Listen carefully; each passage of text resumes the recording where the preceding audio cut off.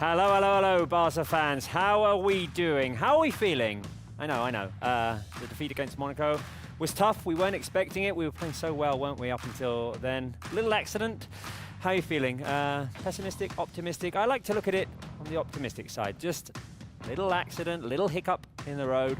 And today we're back in La Liga. Match day 6 at La Ceramica. It's going to be a tough one. Villarreal, very good opponent. They're doing well in this beginning of La Liga. But so are we. 5 out of 5 in La Liga. Let's see if we can keep the perfect run going. Right, there's a lot to unpack. So let's go to La Ceramica. Mar Brau is there. Mar Brau, take us through the lineup, please. Hi Robert, how are you? From Villarreal, an incredible place, an incredible stadium. We are really looking forward for today's game. A big game between one of the best teams in the league, Villarreal, and of course FC Barcelona. We want to turn page of what happened in Monaco in the UEFA Champions League, and we have to focus today with the team Villarreal, who for the moment made an incredible season, 11 points over 15 possible. So let's go with the lineup, because we know that Barca has several players injured, and remember that today Ferran Torres will not play due to the red card that he received in the last game in Girona. So a lot of players out of this game, but Hansi Flick knows very well all the young players of our squad. 3 changes, and let's take a look, because 2 players will play for the first time this season. In the lineup will start for the first time this season. So let's go with our captain, Marc-André Ter Stegen at the goal, with 4 players at the back. Gerard Martin, second time this season, will play from the start in the left back position, with Jules Koundé as a right back. Centre backs, 1 change today. Íñigo Martínez is playing, but of course today will play Sergi Domínguez. Pau Cubarsí will rest on the bench, but for the first time in his career, Sergi Domínguez will start with the first team. Then Eric Garcia will play as a holding midfielder in the same position as in Monaco. We hope that today he will be with more luck than in the last game against Monaco, with Pedri also playing next to Eric Garcia. And today Pablo Torre will play as an attacking midfielder. First time this season playing for the start for the player of Cantabria. Then the other players, the usuals. Lamine Yamal as a right wing, with Rafinha as a left wing, and as a striker, Robert Lewandowski, the last player to score a goal here in this stadium in Villarreal, to win the last game in La Liga a year ago. Well, thank you very much. Marc, we'll come back to you in a little bit. Live chat, let us know your thoughts on that lineup that Mar Brau just gave to you. 1 to 10, the ratings. 10 the highest, 1 the lowest score. How are you feeling about those changes that Hansi Flick has made today into the lineup? Today, joining me in the studio are Pablo Wolves, Alex Ibaceta. Pablo, how are you doing? Yeah, doing very well. Obviously a perfect start for Barca so far in La Liga. Like you said, we had the hiccup, if you like, the slip up against Monaco midweek, which obviously is a bit tough to take. You want to get off to the good start in the Champions League. But look, all attention turns back to the competition that we've been perfect in so far. Tough place to come. Changes in the lineup. But I'm hopeful this season. I am hopeful. Alex? I think I'm feeling the same, really. I think you can only feel positive about the way that we've started in La Liga. You know, obviously the Monaco game, a man down. It's not the game that we would have played if we were, 11 players out there. But it's like there was a lot of positives to take out from that. From there, we got a goal back, so it's not completely negative to come into this game. Obviously, really, really tough opponent last season. Both high-scoring games. We took 1, they took 1. So I think this is going to be the first big test of the season that we've had so far against an opponent that we've struggled with in the past. So I'm curious to see how the team reacts. Right, lineup reactions. I'm guessing that there'll be some people who will not be happy about the lineup, but then they're always not happy if we always if we bring out the same lineup in every game, saying that players need to rest. So it's a tough one, isn't it? You've got some players with little experience, one making his starting debut today, Gerard Martin, second start, Pablo Torre, first introduction into the lineup today as well. So Hansi Flick shaking it up a little bit, showing confidence at a tough ground. Yeah, absolutely. I think that is something Hansi Flick has done so far that maybe we didn't expect him to do, but he's certainly shown trust in La Masia. He's not afraid to bring in some of these young players. I think we see that today. Tough away ground up Villarreal. You say, Alex, might be the most difficult place we've come so far. Sergi Domínguez in the lineup, Pablo Torre starts for the first time this season, Gerard Martin back in at left back. There are changes, but I will say there have to be changes at some point. Yeah. It's a thin squad right now with the injuries we've got. We've been unfortunate with injuries. A lot of the bench players are from, Barça Athletic players who played with Rafa Marquez and Barça Athletic last season anyway. They're going to have to play. Hansi Flick is trusting them. He's trusting them on a big, big stage today, no doubt about it. But look, like I said, it has to happen at some point. We have to mix around the squad, so credit to him. Brandon Waite says 10 out of 10. Carolina says, I feel good about the lineup. Gentleman says a 10 for this lineup as well. Christian Anikwe says 9.5 out of 10. So general optimism I'm feeling. I'm seeing here, how is Olmo injured? Well, he got injured. Serene says 10 out of 10 as well.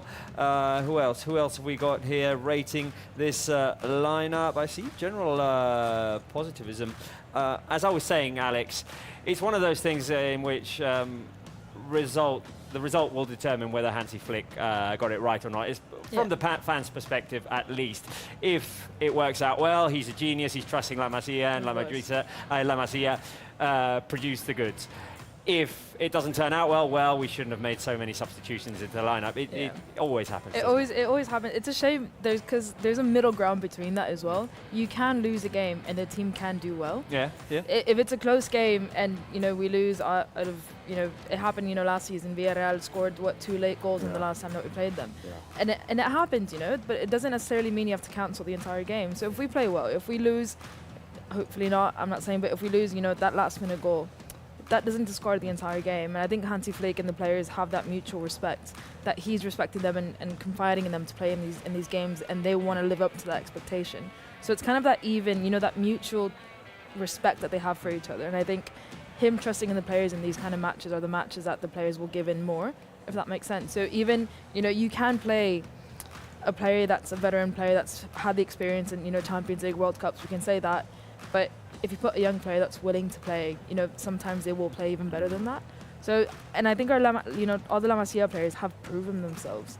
There's not been one player that we've been like, this is not a player that I think is living up to the expectation and to the level of the first team. Every single one has, slotted into the team under Hansi Flick and has impressed.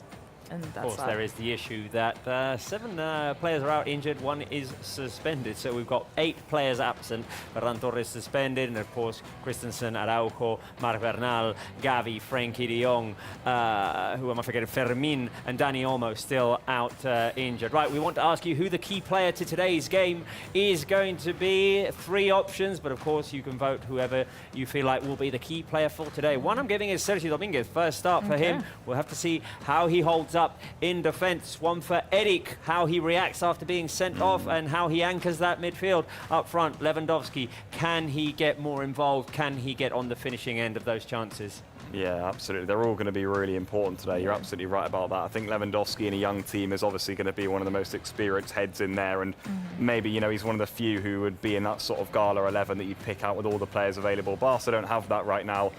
Eric Garcia, I think, is one I want to look at. I'm glad you pointed it out, because obviously tough midweek. He's said before that centre-back is his preferred position, but that he's happy to play in midfield. It's a big test for him today again. Obviously, not a nice way to start off as your first start midfield this season against Monaco. But hey, he's got a big chance again today, to prove himself in a La Liga fixture. He's going to have to fill in there this season with the injuries we've got, so I'm really intrigued to see how he gets on. Quick thought, Alex. I'm gonna go off the 3 options. Say Baltore. Okay, Pablo Torre. I think he's gonna be quite key in that position that he has behind Lewandowski. I think if they manage to click and play well, that's gonna go really well, and I think he can be really, really key. Right, Marbrau talked to Hansi Flick just a little while ago. Let's see what Hansi Flick had to say.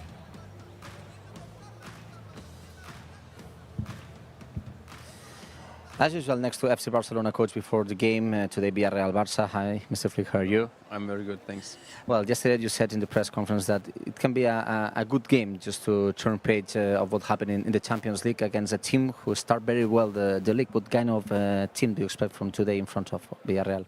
No, when they have the spaces, I think they can play football very, very good. So they show it before, they can score a lot of goals. So for us, it's very important that we are a compact unit. We defend together as a team, and it's very to close the spaces between our lines. This is important. You talk a lot these last weeks about the good level that the young people showed. So what do you expect today, for example, for those players who enter for the first time in the lineup, like Pablo Torres, Sergio Dominguez, or Jan Martin?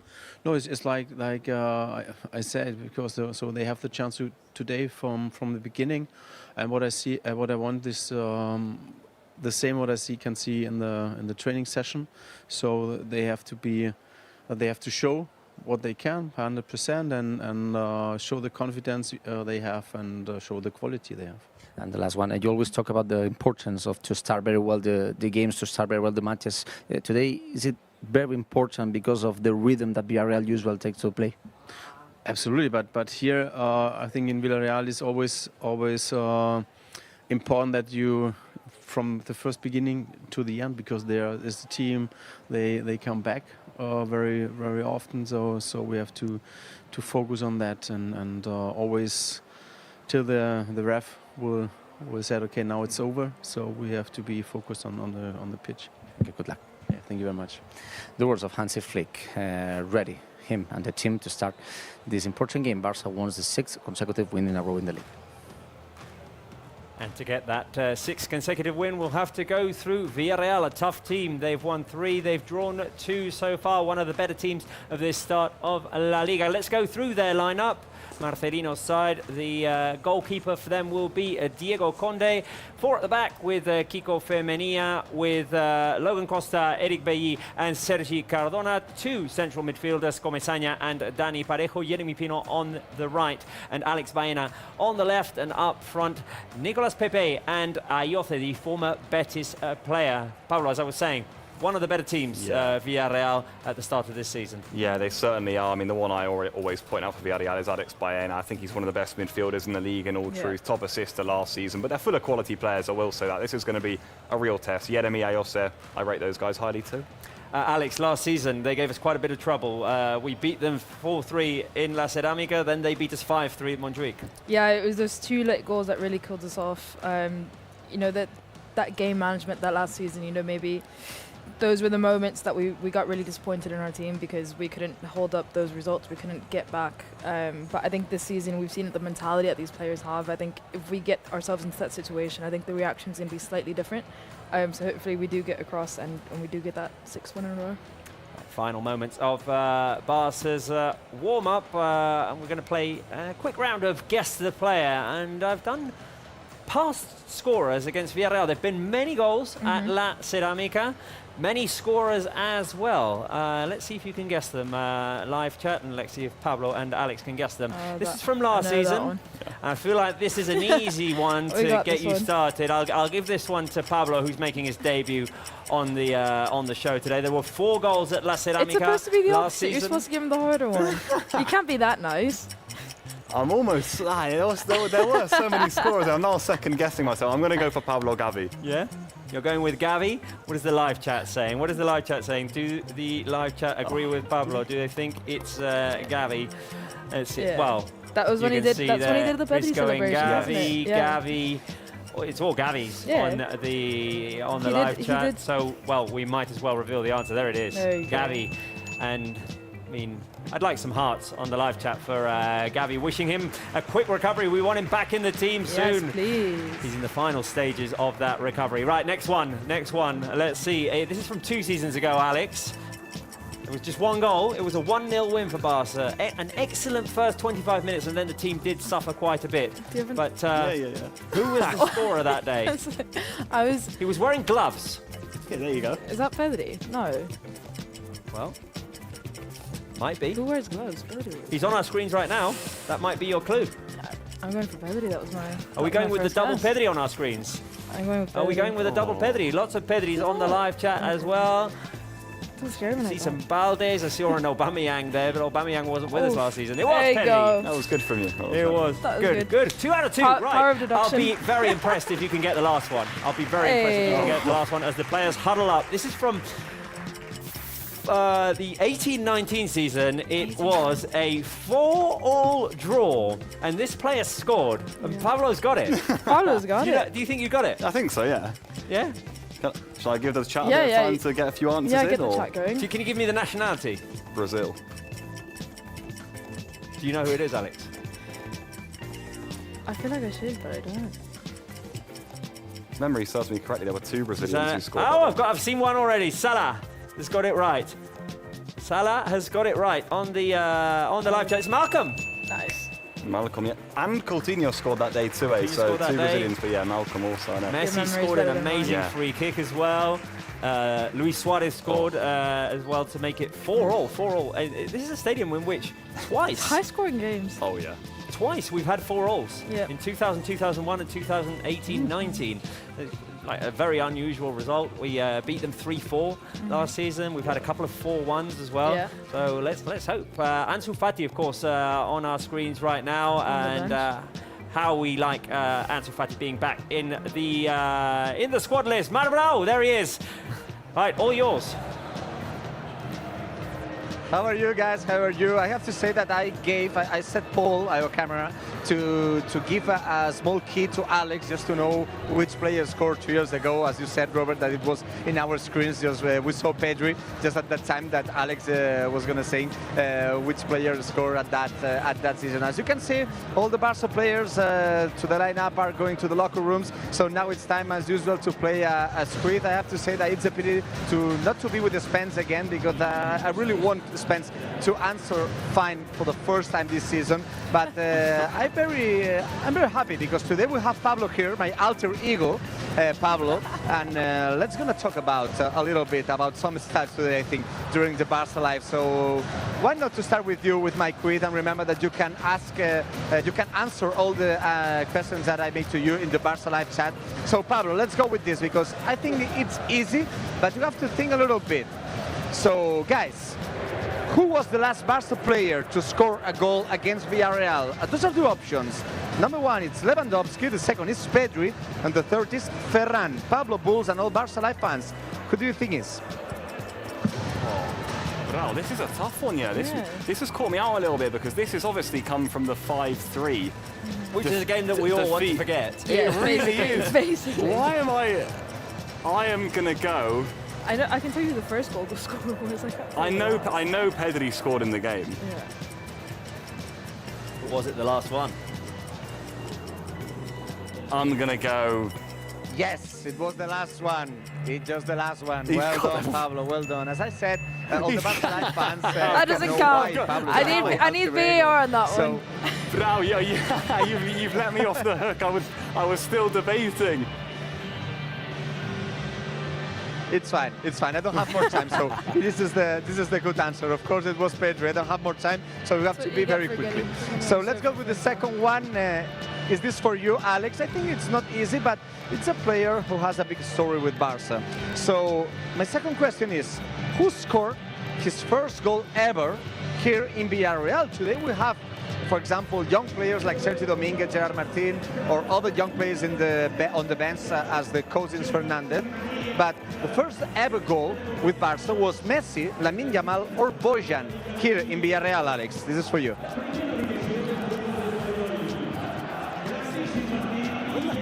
First goal. I can't remember. Yeah, I know. Was it Granada. Granada. Well, that's Right, discarded. 2-2. So there you go. One out of the equation. There you go. Alex. Since everyone was so kind to me. I feel like I should know the first one, but I can't remember, and I feel like that's the answer. But I'm definitely not going to be. I'm going to go for Messi, even though I know that's wrong. Or maybe not. You said Messi, Alex. Oh, you are like Spence in today's show. Sorry for you, Alex. Was not Messi. First goal ever here in Villarreal was for Bojan Kirkic, who is right now one of the sports football director here in Barcelona, just with Deco. They played together at that time. It was, in fact, the last time that Barca suffered a defeat here in Villarreal. It was in 2007. I did not ask him to Pablo because I don't know if he was born at that time. So this is one of the reasons, because this second question was for you, Alex. So the You third call me one old, is Mark. not the sports one, Robert, because you all... No, oh no. I said Pablo very young. We're talking about 2007. Sorry, Alex. It was not my intention. I feel so bad. I feel so bad. I feel so bad in this question. I feel so bad in this quiz today. I don't give time, Pablo, to answer good. I said all to you. So let's go with the third question, Robert. Sorry if you get a mess with this. So the third question. Also, Barça Live fans, please answer. How many kilometers are between Barcelona and Villarreal? Remember that the smallest distance today, this season, is between Barça and Espanyol. The second one is Girona, but the third one is Villarreal. So what's the distance, Robert? Do you know how many kilometers are? How am I supposed to know that? How do you not know that? Yeah. How am I supposed to know that? Okay. Let's see. So I think Madrid is 600 or something like that. So I'm going to go short. I'm going to go 289 because Villarreal is like relatively close. Castellón, just outside of Catalunya. From Barcelona to Tarragona, there's about 100 or so. So yeah, 289. The distance between the Ciutat Esportiva Joan Gamper and this stadium, Estadio de la Cerámica, yes, it's 289, Robert. I can't cut you. Every time I ask a question to you, you're always right. So I have to think over all the difficult questions for this. So we have 3 minutes remain to be in this position. As you can see, I have to turn around because I see a lot of water behind me, and I don't want to get showered today because it's warm here in Villarreal. I know in Barcelona it was a rainy day, not today, here in Villarreal. So we have 3 minutes just to go about the secret numbers, and today it's very easy. They are very easy, and I think that we have time, especially for Pablo, to try to guess what those numbers could be. My numbers: 5, 5, and 5. So there's a lot of things with the 5. So you can go easy. Yeah, Alex, let's go. Well, One is 5 wins in a league. one is 5 wins in a row. Have we got someone like with goals and assists that's 5? That's gonna get. How many goals does Lewa have? Let's go with the third option. You got one right. You got one right. Yeah. I have to say. Is it 5 years since something? 5 years since the 4-all, for example. Maybe. 5 years into the 4-all, I like that. And we can't get the other one. Let's go. Let's go with the answers. Let's go with the answers. Let's go with the answers because I don't have more time. So, as you said, yeah, of course, 5 if the consecutive wins in La Liga. The other one is, with one thing that you talk about it's the number of times that Barça scored 4 goals here in Villarreal. Robert, you explained that 2 times it was 4-4 draws there, but this is one of the stadiums that Barça scored most of the time, 4 goals.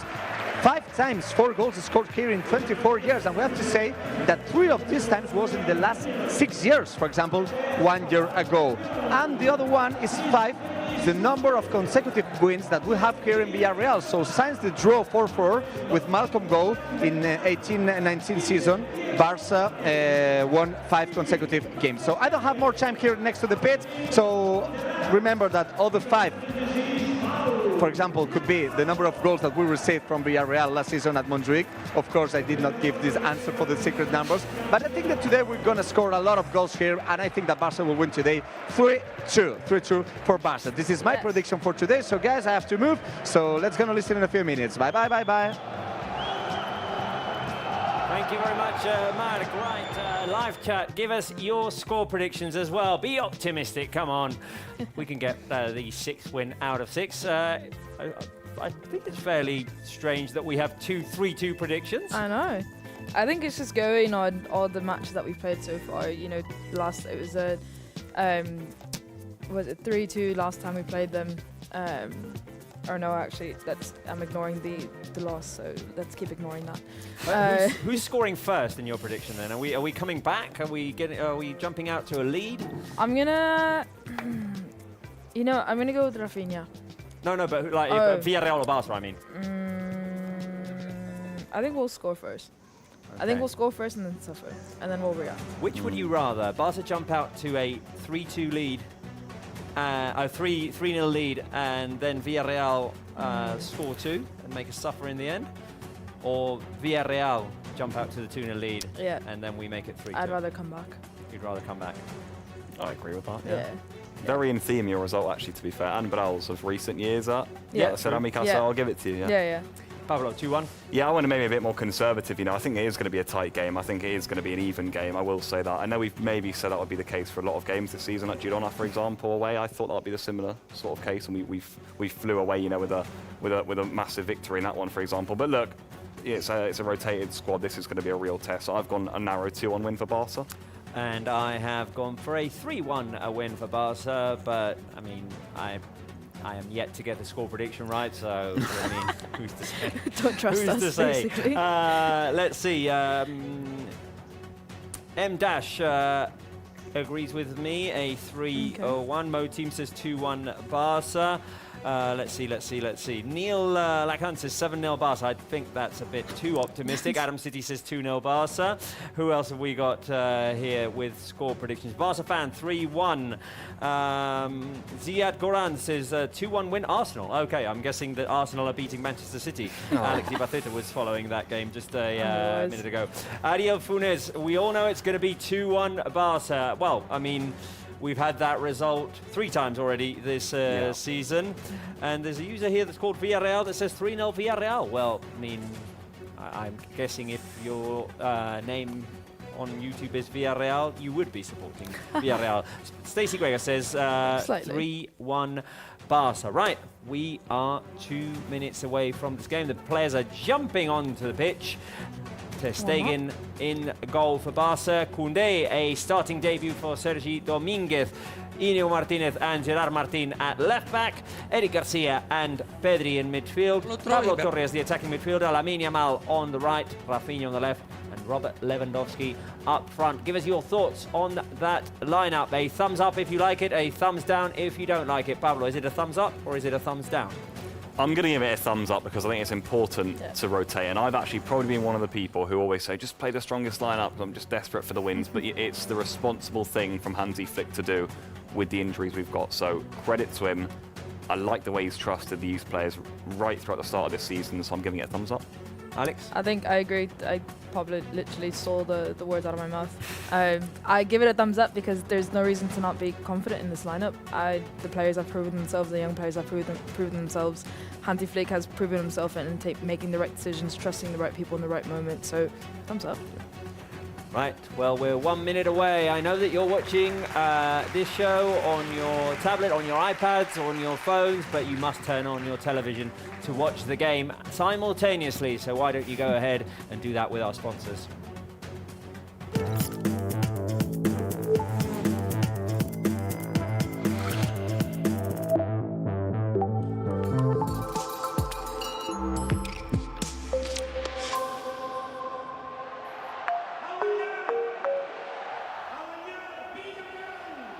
There you go. We're ready to go, and we are playing in the black kit today. Ter Stegen is our captain. Main reason to be worried today, if there is one, what are we thinking? The post-Monaco stress, the absences because of injuries, the changes in the lineup? Oh, for me, it would be a mixture of the absences that this Barca squad have got, mixed with the fact that we're playing a really good team in Villarreal. I would look at those ones mixed, obviously, but it will be a case of whether those La Masia players can come in. Pablo Torre, of course, not directly through La Masia, but if they can come in and really bed themselves into the team from the first moment and make this one an even game. But this is going to be a tough opponent. Alex? Yeah, definitely. I think it's about the reaction. I'd be scared if, as we said, we want Villarreal to score first so we can have the comeback, but it's a matter of the reaction if they do score first. So that would be kind of what I would be worried about if, after the midweek game against Monaco didn't necessarily go how we planned it mentally. Players are out, players have to step into certain positions. So I think for me, what will worry me is reaction. I would say that what I'm expecting at the beginning of this game is for Barca to have to navigate a wave a little bit. I think that seeing how the game went on Thursday, Villarreal will come out hard, pressing high, trying to force Barca mistakes, trying to make Barca nervous, especially with those changes in the lineup, with Sergio Dominguez, with Gerard Martin, with Pablo Torre, Eric Garcia starting in that position that he's still getting accustomed to. So if Barca can survive, let's say, the first 10 minutes, in which I think Villarreal will come out proactive and trying to stay strong. If Barca Definitely. can manage to If we could do the same thing that we did against Girona and Exactly. manage those first 10 minutes that we did, I think Well, we'll be I mean, fine. it's against Girona, Barca didn't even give Girona a chance. No, not at all. It was the high press. It was Barca doing what I Yeah. just described, forcing mistakes, pressing high. Right, the game is just about to get started. Villarreal will have the first possession, and there we go. Barca attacking from left to right in the black kit. Villarreal, of course, in their home yellow kit. And let's see how the team reacts after that little slip up, or what we hope was a slip up, in Monaco last Thursday. I'll Not tell a you lot what, of time to recover. Yeah. yeah, there hasn't been. I'll tell you what I will say I've been impressed with the team this season. It's actually been the reaction. Yeah. Within games, we haven't seen the team off the back of a defeat yet, which this will be the first time.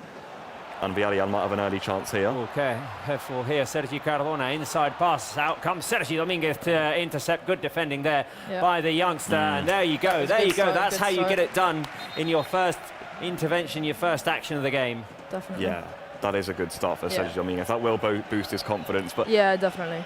I was just saying about the reaction within games. There have been moments in games this season where I've thought, oof, you know, it was giving me maybe flashbacks to last season. I think when we went 1-0 down at Valencia, 1-0 down at Rayo, there were moments where I thought, oh, this is going to be a real struggle. And well, we looked Yeah. really good coming back. So let's hope that continues. Oof. That's a hard hard challenge. tackle by Dani Parejo on Yeah. Pablo Torre. Time to go to Marc Yellow. Brau. It's an early yellow card for Villarreal's captain, Marc.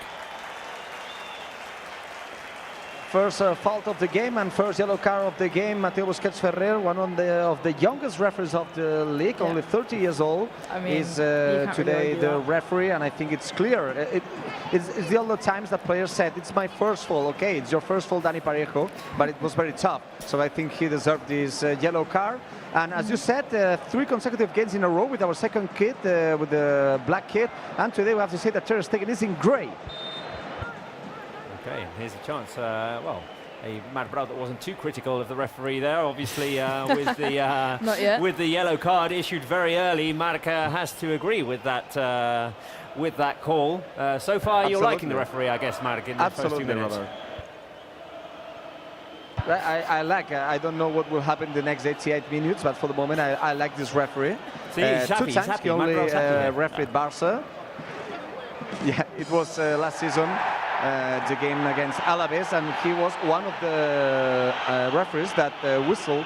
They make a whistle, and we had a penalty with him on the pitch.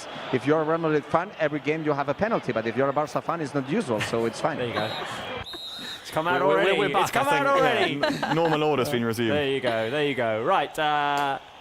Barca in possession here. There was a little bump with Ayoce, wasn't there? And Yeah. nothing there to No. call. No, No, it wasn't a it foul. was. It would have been a soft call. Ooh, here's Lamine Yamal. The overlap by Koundé. Deep run by Koundé, and Barca will get a throw-in out of this, I guess. No, Yeah. throw-in Villarreal. Oh wow. Yeah. You don't usually see, even though it was a hard tackle and worthy of a yellow card, you don't usually Yeah. see those I coming was- out so early. Yeah. I was going to say that exact thing, and it's not bad for Barca to have a Villarreal central midfielder who might be doing Yeah. a lot of running back at different stages in this game on a booking in the first minute. But you're quite right. I mean, in the first minute, you really, really rarely see that. So it has to be quite a late and rash challenge. I think it Yeah. actually was from It Parejo. was. Yeah. No, Yeah, I it think. was. I think it was a yellow card challenge by the book. Yeah. Essentially. Weird that it was early, but I think the right decision. Alex, you said option 3, Rafinha? Yeah. Who I will did. score our first goal, guys? Lamine Yamal, Lewandowski, Rafinha. You know what? I think am Lamine is going looking to go likely, though. off script, and I will say Okay. Pedri. Okay. Oh, you're going away from it all. I'm going away from the options. I don't like to do it. I like. I don't It's usually like to me give that our goes off the fans options. The option to go off script, but yeah, I'm going Oh, Pedri. I didn't know that. I Okay. didn't know that was an option we had to. You know, Oh, the newbie. Hey, I'm going to go Lamine though. I like the going on script. answer there. Bruh, it's going to be Lamine. Obviously. There you go. There you go. Keep your comments coming. Let us know who you think the first scorer of today's game will be. And I want those to be Barca scorers. Here's Sergio Dominguez with Koundé, who is, we heard the other day in press conference, he says he still considers himself a centre-back, but he knows his best option to play right now. Careful here, the option for Rafinha. Oh. Long pass and the tough header by I think- Rafinha. He did manage to contact the ball, that incoming ball by Pedri, but Yeah. went straight into the hands of the keeper.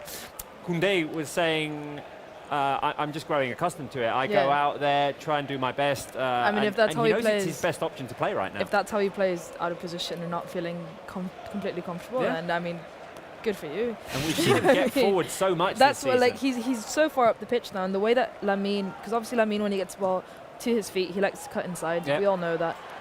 Koundé has so much space to overlap, and he does it confidently, and it doesn't affect the way he defends either, which I think is quite hard to get, because a lot of the time full-backs are either really good at defending or really good at attacking, and there's not many that can balance that really well as good as Koundé right now. A first chance there for Villarreal, the cross by Ayoce and the header by Pepe. Ayoce Marc has been one of the star signings for Villarreal this season. He had a very good season last year with Real Betis, called up for the Euros with Spain, and now this season he's got off to a scoring start. Yeah, they paid the clause that it was very easy for Villarreal. I think it was over only 3 million euros that today all the signings that are made in the football maybe are with quantities more expensive. So it's been a great player from Villarreal. Remember that Ayoce was one of the members of one of the teams that Pablo Bulls loved the most, like his national Spanish team. And Ayoce played the Euros with, for example, with Lamine Yamal and with other players today in the field, like Pedri, for example. So it's a very difficult player to take care with him, because he has a big mobility. He scored goals, 3 goals scored by Ayoce in the first part of the season. So he's one of the most dangerous players from Villarreal. Here is Gerard Martin. Barca in possession. I like what I'm seeing in these first 6 minutes, which is Barca with the ball. Not at all what I had predicted a minute before the game started, when I said that Villarreal would come out strong with high pressures, trying to make Barca nervous there. Barca are managing to keep control of the ball and managing the tempo of this game. Marc, you were at Monaco in that defeat on Thursday. If I ask you the question that's on our screens right now, what worries you the most coming into this game? Is it the post-Monaco effect? Is it the absences because of injury and the changes in the lineup that Hansi Flick has had to make? Or would the answer be just, no, you're not worried, you trust this team, it's all about the system, and the system works? Oh. Careful here, Villarreal with a chance! I will answer If that later. counts, that is a It's super offside goal, for the but moment. it's offside. It's offside. If that goal counts, It's offside. I don't and know. it was against Barca, it's one of the goals of the season. Yeah, but I think that it's clear offside. I think it's a clear offside as well, I don't know if you but can watch it on the screen. was a Oh, cl- yeah, that's... Yeah. Yeah. Yeah. No, that's... The referee said yes. He is. But He could you have see he it? could have gotten to that position if he timed it well either Wow. way, but wow. I think Ter Stegen doesn't go for it knowing that it's an offside. Well, I don't know. Maybe he couldn't get it anyway, you know. No, He's there was no... brilliant. He That either was- Ter Stegen had to commit and he chipped it over him. There was literally nothing that Ter Stegen could have done any better than Yeah. that. Look, I'll come to you, Bro, in a second, but I know this is the Barca channel, and because this goal was disallowed, I'm going to do this. Bravo to Yeremy Pino. Yeah. The touch of quality there. It was Wow. control with the chest down, then literally Keeping just it- volleyed keeping it up Yeah. as it's Control falling the and chest, then- volleyed over Ter Stegen, and there was literally nothing that Ter Stegen could have done. Right, Mark, the question. What I have to what say would that, worry you the most? No, sorry, Robert. No, first of all, I want to say that the elders in this show, like you and me, not Alex especially, and Pablo, who are the youngest on the show. This goal of Jerry Pino reminds me one of a Romario goal, Robert, Yes. isn't it? It's quite similar for one of the Romario goals scored. Yeah. The answer, the question that you made me, I think let's go with the first one, because maybe the things that can happen after Monaco's defeat, because for example the second one, I don't agree, because of course we have injured players, of course we have changes in the lineup, but if you listen yesterday to Hansi Flick, he said that there's no excuses. There are the players that we are. Of course we have injuries, but they happen for a lot of teams there, so I think that the first option will be the first for me, the pick for me. Thank you, Matt. Can we get the question on our screens again, please, just so that we can create a little bit more interaction there? We talked about it a little bit. I would say it's a mix of 1 and 2, really, what would worry me right off the bat. Careful here, because Villarreal are on the attack again, and they will get a corner kick here as Yeremy Pino's come challenge. forward again. It's It's what a happened mix. after Monaco, plus Yeah. having to make changes into the lineup because you need to rest players at the same time. Yeah. But seeing how Barca have started this game, those worries are fading away. Yeah, I think it's one of those that if you have to worry about something, that's what you worry about, but it's not necessarily what you're actually worrying about, if that makes sense. Because, yeah, we've started, I mean, you know, first 10 minutes of the match are usually the most intense because that's when you have the most energy and you try to get that early goal, especially playing against a team like Barcelona. And we've managed them really, really well. Villarreal are getting their opportunities now. They have a corner. But there's not many things to worry about, but we do have reasons that if we want to worry that we Well, could. yeah, exactly. If you want to be worried, This you'll is what find you worry reasons about, to be yeah. worried. Careful here, Barca are asking for an offside as Villarreal try to get the ball back inside the box. It's cleared by Íñigo Martínez, a player who's been very much praised by Hansi Flick at the start of this season. The other day, talking about him in the post-game press conference, praising his efforts. Rafinha Marcasador, who's not in the lineup today. He ended with a bit of pain in his ankle the other day against Monaco. Second corner kick for Villarreal. Anika says the post-Monaco effect. Priyamsha says no worries. Who else? Espina Matata. James Lloyd says Barca had a hard Champions League game midweek, so they might feel a bit like fatigue maybe as well. Yeah. I mean, you've got so many games in a row with the diminished squad. Incoming cross too high. Yeah, Ter Stegen. I'll tell you what about Íñigo Martínez. I'm almost certain in the half-time quiz we've got coming up today that I've got a little stat and a little question about Íñigo Martínez and how good he and a certain someone have been in La Liga. So stay tuned for that at half-time. Not to jump, to spoil anything. not to jump the gun either because it's 0-0 at the moment. But Yep. he has been It very could good at come the up. back. He has been very good at the back. He has. Right, here's a free Rafinha who's going to switch over to Lamine Yamal. Let's see if he can create something. There goes Koundé. Young little magician, that is Lamine Yamal. Into the middle, Rafinha. Pablo Torre making himself available. Pablo Torre needs to be important today with that chance he's been given to start. Ooh, Rafinha into what Lamine Yamal. that was brilliant. First That was touch a with his right really straight good into the play. hands of Diego Conde. I think he was trying to find Lewandowski in the middle. That was brilliant link-up. I think once That Lamine was really good. Lamine was always a bit wide. It was always Yeah. it's always like it's a very wide angle for him. He's better off trying to get it back across the goal already. I'm not sure the options were there forthcoming. wasn't really anyone that Yeah. was past the penalty spot essentially, which is quite hard to get to. Pinball situation here on the Oh right dear. flank, but On the Pepe break. is ready to go, chased by Eric Garcia. Pepe inside the box, can he get around Eric? The shot saved by Ter Stegen, Baena blocked by Koundé. And a good save there, good save Yeah. by Ter Stegen. Give us some airplanes, Yeah. on the live chat with the save by Ter Stegen. Oh, this is starting to light up a bit now. This game, Yeah. isn't it already? Yeah. Oh, Oh, look at that graphic. there you go. Should we? There we go, Barca winning the ball back. Lamine Yamal, can he make a run? Surrounded by... Opa. Marbrau, Lamine Yamal feels like he's playing with more confidence and experience every day that goes past. Yes. It's incredible. For me, it's incredible to say that he's 17 years old. He's going to be older than me by the end of the season, Mark. Maybe. But we have to say that Lamine Yamal has a good relation with this stadium because in this stadium he received the first player of the game, player of the match, first MVP. It was last season. He didn't score that goal that day, but he gave an assist to Gavi. Do you remember that goal? Yeah. A header by Gavi. Just in the goal that now is defended by Ter Stegen. And he was one of the most important players to score the last goal because he make a shot, go to the bar, and then Lewandowski scored very easy. But I think that it's incredible the way that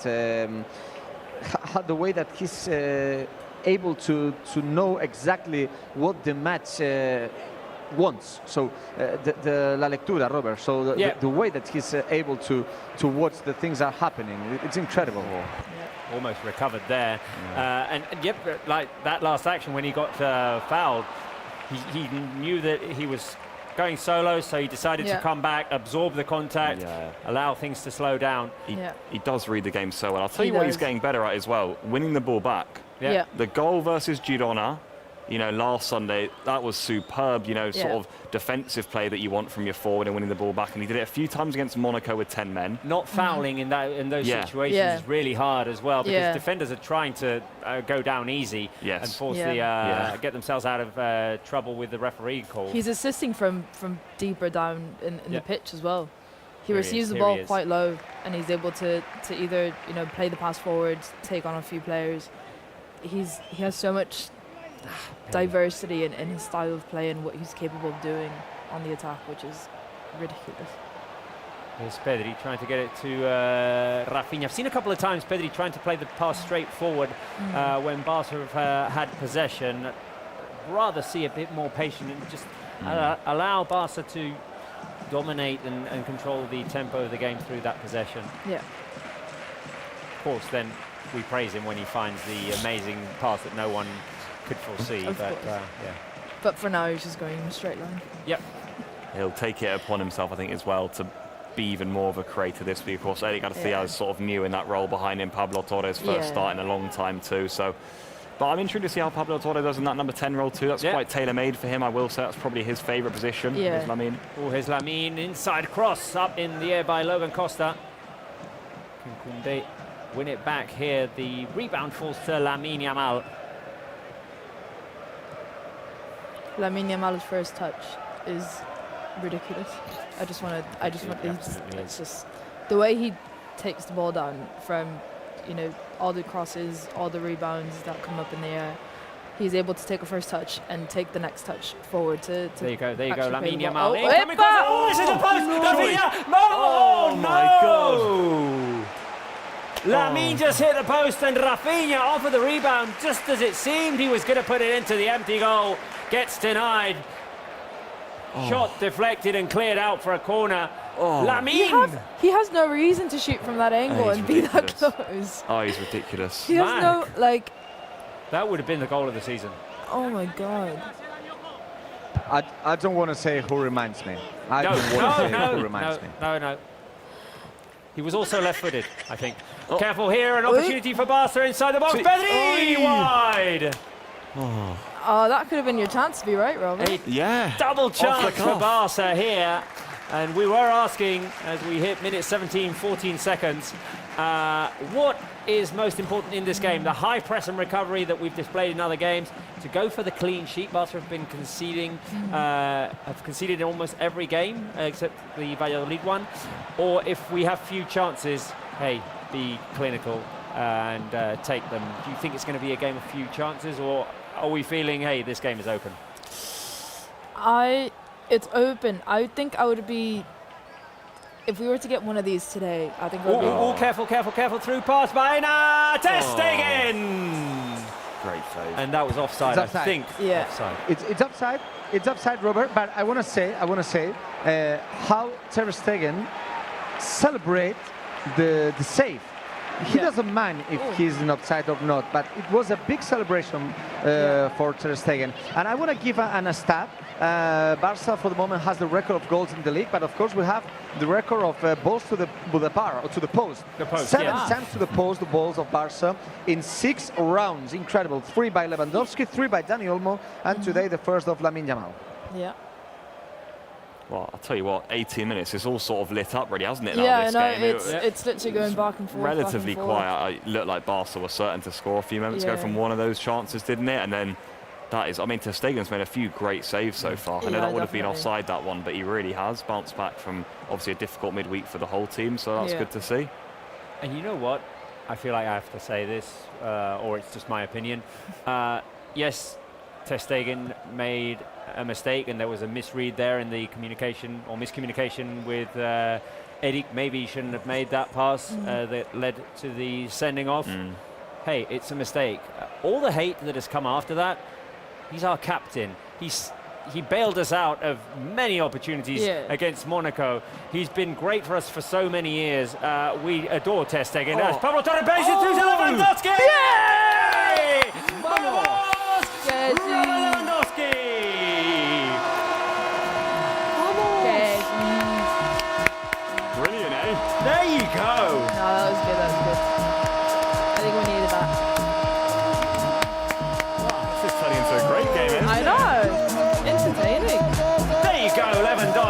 this hope shut people up as well, saying that he hadn't scored for a couple of games. Hey. Where's Spence with the wrap? Yeah. Roski, dale al pallone che low and Roski. Roski, we pop the net like Lewandowski. Dowski.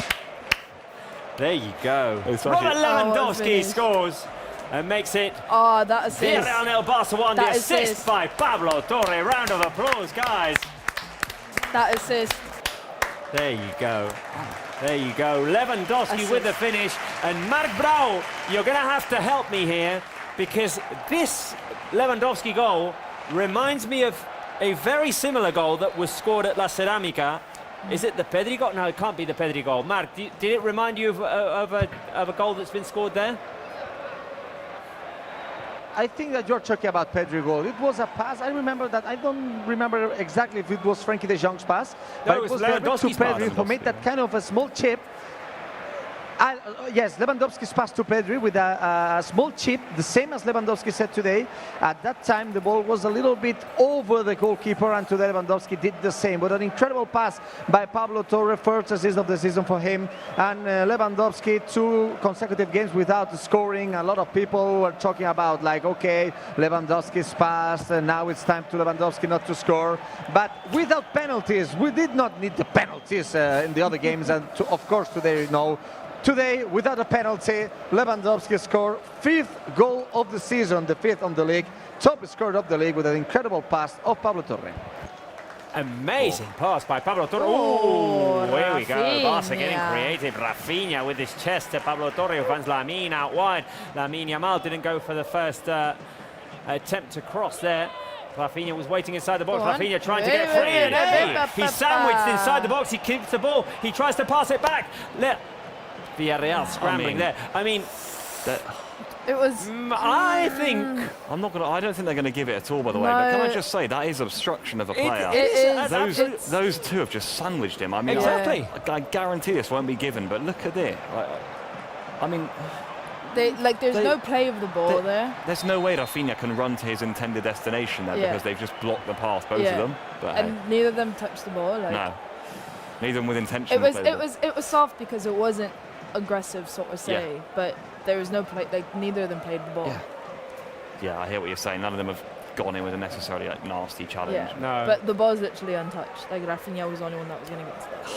Marc, I have to say one thing, a hard one. and I may jinx this. I'm sorry if I do. I'll touch wood so that I don't jinx it. But Barca are playing the high line very well at the moment, the offside trap. Yeah, and I have to say that after the last offside, Íñigo Martínez was talking with Ter Stegen, telling him that if he can play a little bit out of the box, of course the last action was an offside, but Íñigo Martínez asked Ter Stegen if he could play a little meters in front of the box. They were just discussing about this last action. Of course, it's a great action by offside, but we have to think over what happened, for example, in Monaco, that a wide cross open to Eleni Kena was not offside. 4 centimeters about the position of Íñigo Martínez, and maybe it's one of the more risky actions that Barça has to take, like a team in front of Villarreal. I think it's one of the risks you have to take if you want to play the way that Hansi Flick wants this Barca to play. Like, with everything that's been said about this Barca, careful because Villarreal are attacking, careful here, the ball on the edge of the box. Parejo sends it high and wide. Oh, He was open. Yeah. another good He chance, was by the way. very, very open here. That was a good chance. What was I saying? Oh, yeah, it comes with the style, doesn't it? Definitely. If you want to play the high press and recovery and force mistakes of the other team and play in the opponent's field, you have to play the high line. And every now and again, you'll get caught out. Definitely. I mean, I think whatever system you play, there's always going to be a weakness. Yeah. There's not a perfect system. There's not a perfect style of play. There's always going to be a weakness. It depends on what you want to sacrifice. And I think the high press has, worked in our favor and is going really, really well to be able to sacrifice, having less people and having to have that high line. But I think we've managed so far. I think Villarreal have taken advantage of that high line a couple of times, but we are doing the offside trap really, really well. No, I mean, this is going to be a game of chances. You're not going to be able to just lock out Villarreal, and you can, with the way we play, that's natural anyway, that teams will get chances against us. I mean, so far this season we've pressed really well high up the pitch, that we've actually suffocated teams for large periods a lot of time, good teams too. Yeah, things you don't know is a perfect example over that. I like when we played with the Athletic Club at home, I thought they were going to have loads of chances. They didn't really in the end. So, but today, we know we've got absences, of course, but Villarreal at home are a really strong outfit, probably the strongest we've played so far, certainly form-wise anyway. Yeah. So that is going to be bound to happen. And we've already seen it with the quality players they've got. The offside goal from Yeremi was a good example. The ball from Bayern, I mean, wow. And moving the ball around First touch. so well. First touch by Lamine. Here's Koundé inside the box, surrounded by two players. He manages to get it back to Lamine. Let's see. Lamine Yamal back to Pablo Torre. Barca having fun with the ball. Oh, Lamine Yamal manages to get away from Sergi Cardona. Wonderful move by Lamine Yamal. A bit too long, that last touch. It went over the byline. He loves it, doesn't he? Yeah, he just sizes up his fullback every game and just knows that he's got him. Absolutely brilliant. There you go. So fun to watch. It's one of those that if it had happened at Montjuic or the Spotify Camp Nou, Mark, it would have produced the wow, right? The wow effect. Yeah, and we have to say that today is one of the games that Barca played away, that we have more Barca fans in the stands. As we said in the quiz, we are close to Barcelona, just 3 hours by car, and there's a lot of Barca fans in this place next to Castellón. So it's one of the games that Barca play away in the league with more fans, with more Barca fans in the stands. For the moment it's full. I have to say that I just taking a look to Hansi Flick, who is always looking in the same way. Now he's sitting on the bench, and I think that for the moment he's very quiet and he's happy about what he's watching right now in the pitch. Why wouldn't you be?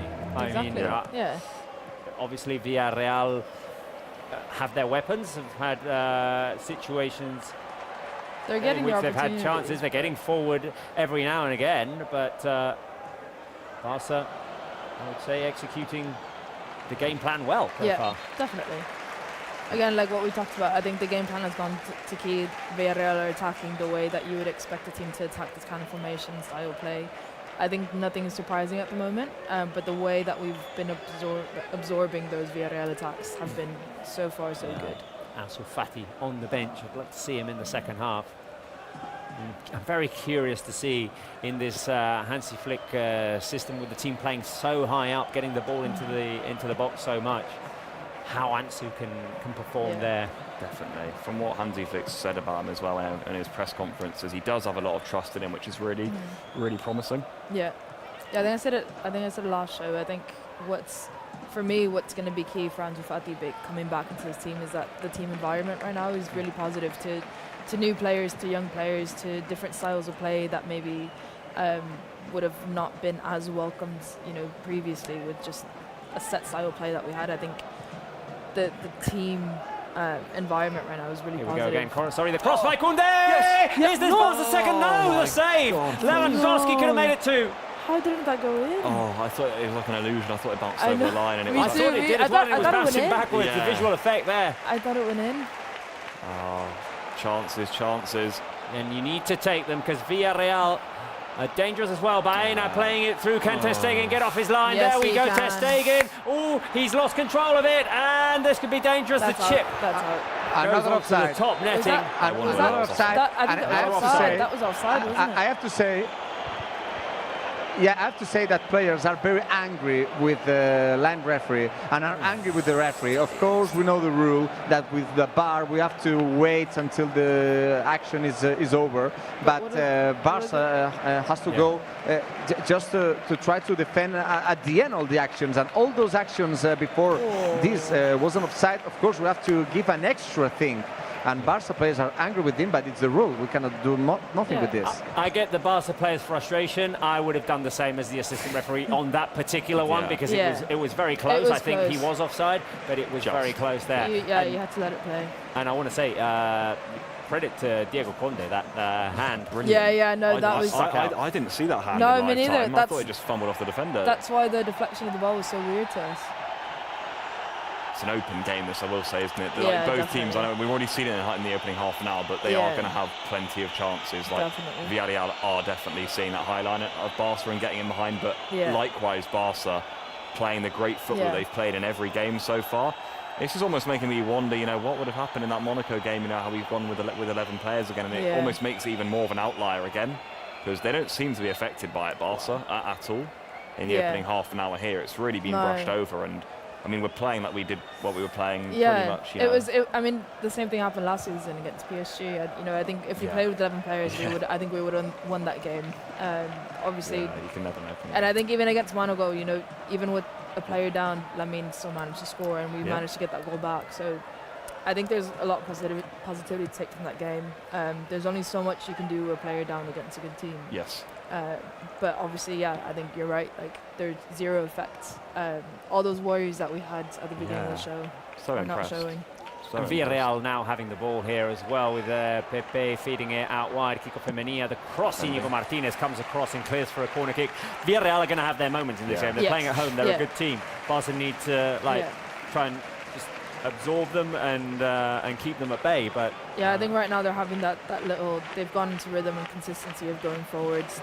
They're getting confidence and looking for spaces and getting them really. You know, now they got a corner from play down the wing, got a cross in.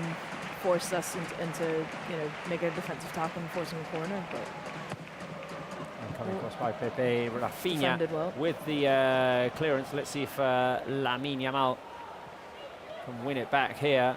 Barca trying to move their lines out quickly, and Pablo Torres going to jump on there to Alex Baena and almost win it back. Right, what are you liking most about this game? Let us know, live chat. Is it the reaction post Monaco? Were you worried after that defeat that the team would still be suffering after that? Is it the high defensive line, what we've talked about, that high line that Barca are playing, forcing Villarreal offsides every, well, it seems like every 2 minutes, or just the way we're playing possession, chances, this back and forth game that we're seeing? Pablo, Alex. I'm going to start by saying the possession and chances again. Reason being, because like you said, Robert, we wondered whether maybe Villarreal would be the team who, certainly for large periods of this game, and it could still be the case, become the team who are on the front foot, who are taking the initiative, who are putting Barca on the front foot. But Barca, to me, even with the changes, are playing as they have done in the opening 5 match weeks. Koundé with the cross inside. Can Lewandowski get to it? He's in. Lewandowski fighting, punched away by Diego Koundé. Yeah, I think I have to agree with the possession and chances. The high defensive line is working well for us, but at the same time it is opening the game a lot for Villarreal, so that's why I wouldn't pick that.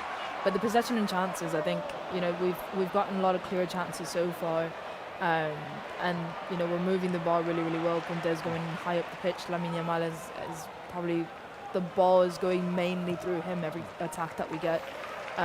You know, Bellerin with the ball. Pablo Torres is also touching the ball quite a lot, so I'm quite happy with the possession that we've gotten. Yeah, for me it's a mixture of 1 and 3, the reaction and how we're reacting through that possession and chances. Although, Mark, what we've seen in the last few minutes is Barca trying to be very direct when they attack. That allows Villarreal to counter if Barca make a mistake, and now we feel like in the last couple of minutes, I think we're a little bit too exposed, maybe. Yeah, it's like a mirror for the moment, the game plan of Villarreal. So Villarreal's defensive line is very high, the same as Barca, and Barca has a lot of spaces behind this defense. So maybe it's one of the reasons that Barca wants to play quickly.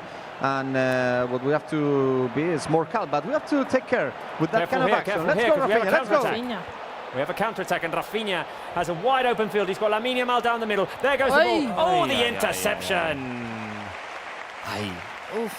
Yeah, good decisions early for Pepe, getting back for Villarreal. No, that was a really good interception there. Credit to him, he makes up an awful lot of ground as well. But what we were talking about is that Barca have to be more calm. We have to play calmly, because Villarreal is playing, of course, with the line very high, and you see a lot of spaces behind the defense, and maybe it's like a little bit tricky, because you want to put the balls just quick. Yeah, that's his pressing. Yeah, that's it. Pablo Torres going to swing it in.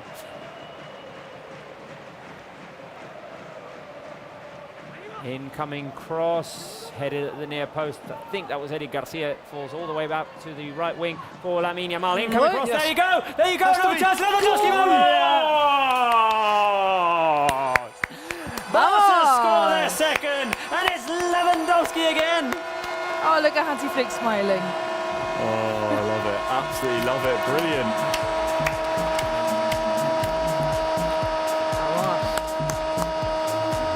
Hat-trick for Lewa tonight?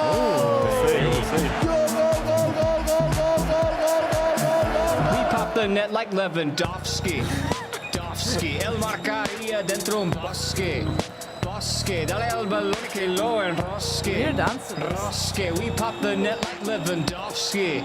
Dovski. There you go, the Lewandowski rap for Lewandowski's second goal. Will there be a three? Who knows? Who knows? There you go. Does that count, guys, as a bicycle kick? No. It was half. Sure. Lamine Yamal For me, yes. with the cross headed at the far For post. me, yes. Put it back in by Eddie Garcia. And Lewandowski, well, instinctively reacting there almost from the ground. It's an overhead kick, but it's not a bicycle kick. It's an overhead kick. Yeah, there you go. Overhead kick, yes. Bicycle kick, no. Marc Brau, sixth goal of the season for Lewandowski, quietening down those who said he was not scoring anymore after 2 games without a goal. 6 games played this season in the league, 6 goals, incredible top scorer another season by Lewandowski. Of course, I will count him as a bicycle kick. If we count the Joe Felix goal last season as a bicycle kick, I think that we have to come from today. So it's like a great action, just one of the strikers' tricks that they have, that kind of strikers they have, the instinct that they have to put the ball inside to the goal. And I think that everything starts again in an incredible cross made by Lamine Yamal. What a pass, of course, to the second post. Is one of the actions that we saw him last season in the Euros with the Barça this season. He can put the ball just to the goal. He crossed just direct to the second, to the far post. So I think that is one of the keys of the goal. And of course, double today for Lewandowski. We have to say that Valencia Comunitat Valenciana, is the favorite place for Lewandowski. Yeah. He scored twice against Valencia, and today he scores twice against Villarreal. There you go, there you go. Careful because Villarreal have the ball. Baena through to Pepe. He's going to go one-on-one with Ter Stegen. He's going to try and feed Ayoce. And Villarreal score there. Catching Barca's high line. Yeah. That was, I hate to say it, but that was a really good pass. It was a very good pass by Baena. Cut the space in behind when somebody stepped there. Yeah, maybe being coming in the fact that Villarreal have had those occasions on. I mean, they've tried that same play like 4 times, and those 4 times it's all been offside. Now they timed it right. It was always going to be a risk, you know. It really was. It's a shame that. Oh, he pasted it well back across him as well. Ayoce Perez, another goal for him. But it was always the risk that Barca were going to run today, and Villarreal were always going to try and expose them from it at 2-0. This game was far from done. It's frustrating conceding immediately after you get the second goal. Obviously, you want to get into half-time with a 2-goal cushion. It looks again like it's going to be one of those high-scoring games. It really does, because. Can we get the stats up? I'm curious to compare how many. Let's get the game stats right underneath us here. Marc, now the key, of course, is 7 minutes remaining until half-time. How do Barca react after conceding that goal? I mean, I say you stick to the game plan. I don't know how to say it, because you know that in history in this stadium happened a lot of things.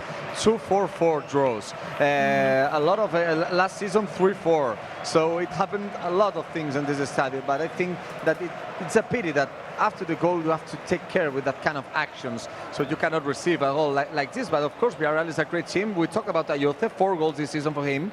So of course, Barca has to play calm, and to follow the same path that we followed before the goal of Villarreal. Yeah. Oh, look at Barca linking up here again. Pablo Torre out wide. Lamine Yamal, he gets inside the box. Lamine Yamal back to Koundé. The cross by Koundé. Can Lewandowski keep it in? He has to go up high to bring the ball down. He manages to keep it in. Rafinha with the cross. Go on. Opportunity here for Barca on the edge of the box. There you go. Koundé knocked over.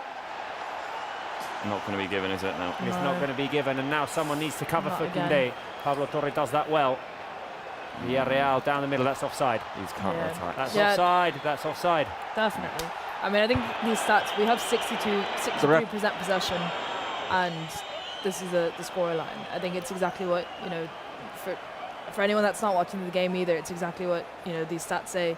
We're getting possession, we're playing the high line, we're doing this, but Villarreal get the ball back. In 2 touches, they're already inside the box, and they're making crosses, they're going direct. You know, they have, you know, 6 total shots, we have 9. For the possession and the passes that we're seeing, it's quite an even game in terms of opportunities. Marky, we're going to say. No, I just want to say that the referee said there's nothing in the action of Koundé inside the box. You know whose performance I'm liking? Because he's playing the easy pass. He's obviously got an assist. Pablo Torre. Yeah. Making himself available, not hiding. No. I think he's playing a really, really key position, especially when you're playing next to Lamine Yamal and Rafinha. I think having that support system for them is really important. As we see here, he has the power to make that key pass into the box, like we saw with that Lewandowski goal. I think his positioning and his importance of floating in that forward position is quite key for everything. Yeah, I mean, the role suits him to perfection. I think he's playing with more confidence since that early assist actually to Lewandowski. I will say that. But that number 10 role with Dani Olmo out, obviously you've got Firmino, who I think is well suited to it. But he's probably next in line in terms of a bang-on, perfect, perfectly suited player for that role. He's an out-and-out number 10, Pablo Torre. So you can already tell it's working really well for him. It's a player that Flick likes too. We saw that in pre-season. So. Look, with the injuries, not shying away. It's his chance, and he looks really comfortable on the ball, really good. And we've seen in the seasons past players who don't get as many minutes. By the way, Barca playing a high-quality possession here, just waiting for their moment. Brilliant. 1-2 passes between Pablo Torre and Rafinha. Rafinha's going to put the left-footed cross in. A bit too high, headed away by Cardona. Barca trying to press and trying to win it back. Parejo is going to feed it out to Ayofe, and this is a Villarreal counter-attack. The long ball by Ayofe is going to go out for a goal kick. I was going to say, sometimes we've seen players who've had limited minutes, limited chances, come in and play very conservative, trying not to make mistakes, just trying to fly under the radar a little bit. And Pablo Torre today, I think, is complete opposite. He's making himself available. He's feeding it out wide to Lamine Yamal, looking for the first touch pass, combinations with Rafinha, then that assist to Lewandowski. So I'm very impressed with Pablo Torres.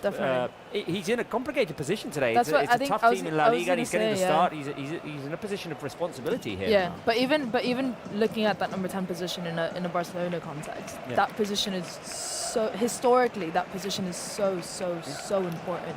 I mean, obviously, Messi being our biggest number 10, in the history of the club probably, but that position in the core foundation of what Barcelona style of football is, it's such a key. It's such a key. Careful here, because Villarreal are open. It's Pepe in front of Ter Stegen. Oh, and he sends it wide. Did Ter Stegen get a touch it? He did. He did. Ter Stegen. What a save, Robert. Yeah. What a save, what a save. Wow. Incredible right hand by Ter Stegen. Wow. It was a one-to-one action. It was a great save by Ter Stegen, maybe one of the best of this season. Pepe was just one-to-one to Ter Stegen, and the right hand, the way that he was waiting, the way, I told you, because I'm very close to the action, and it's incredible. The mental part that Ter Stegen held the position of Pepe and the right hand, very, very, very tough, just to send the ball to corner kick. Yeah. Mind-blowing save by Ter Stegen. We didn't have Ter Stegen as the most important player. No, exactly. There he is again, surely. That's the hard landing by Ter Stegen. He fell hard on his back there, and the players are rushing to him. No. He hit his head. No. He broke his knee. He broke his knee. No, he broke his knee. No. His knee. He broke his knee. No. He broke his knee. Yeah. He broke his knee. Yeah. Oh, no. Gerard Martin asking for the substitution already. No. He broke his knee. Oh, my God. What happened with injuries in our club? No. I cannot believe it. I can't believe it. I just watched the reaction of Marc-Andre Ter Stegen's face, and it was absolutely awful. It was awful what I was seeing. Now the players are next to him, and well, captain.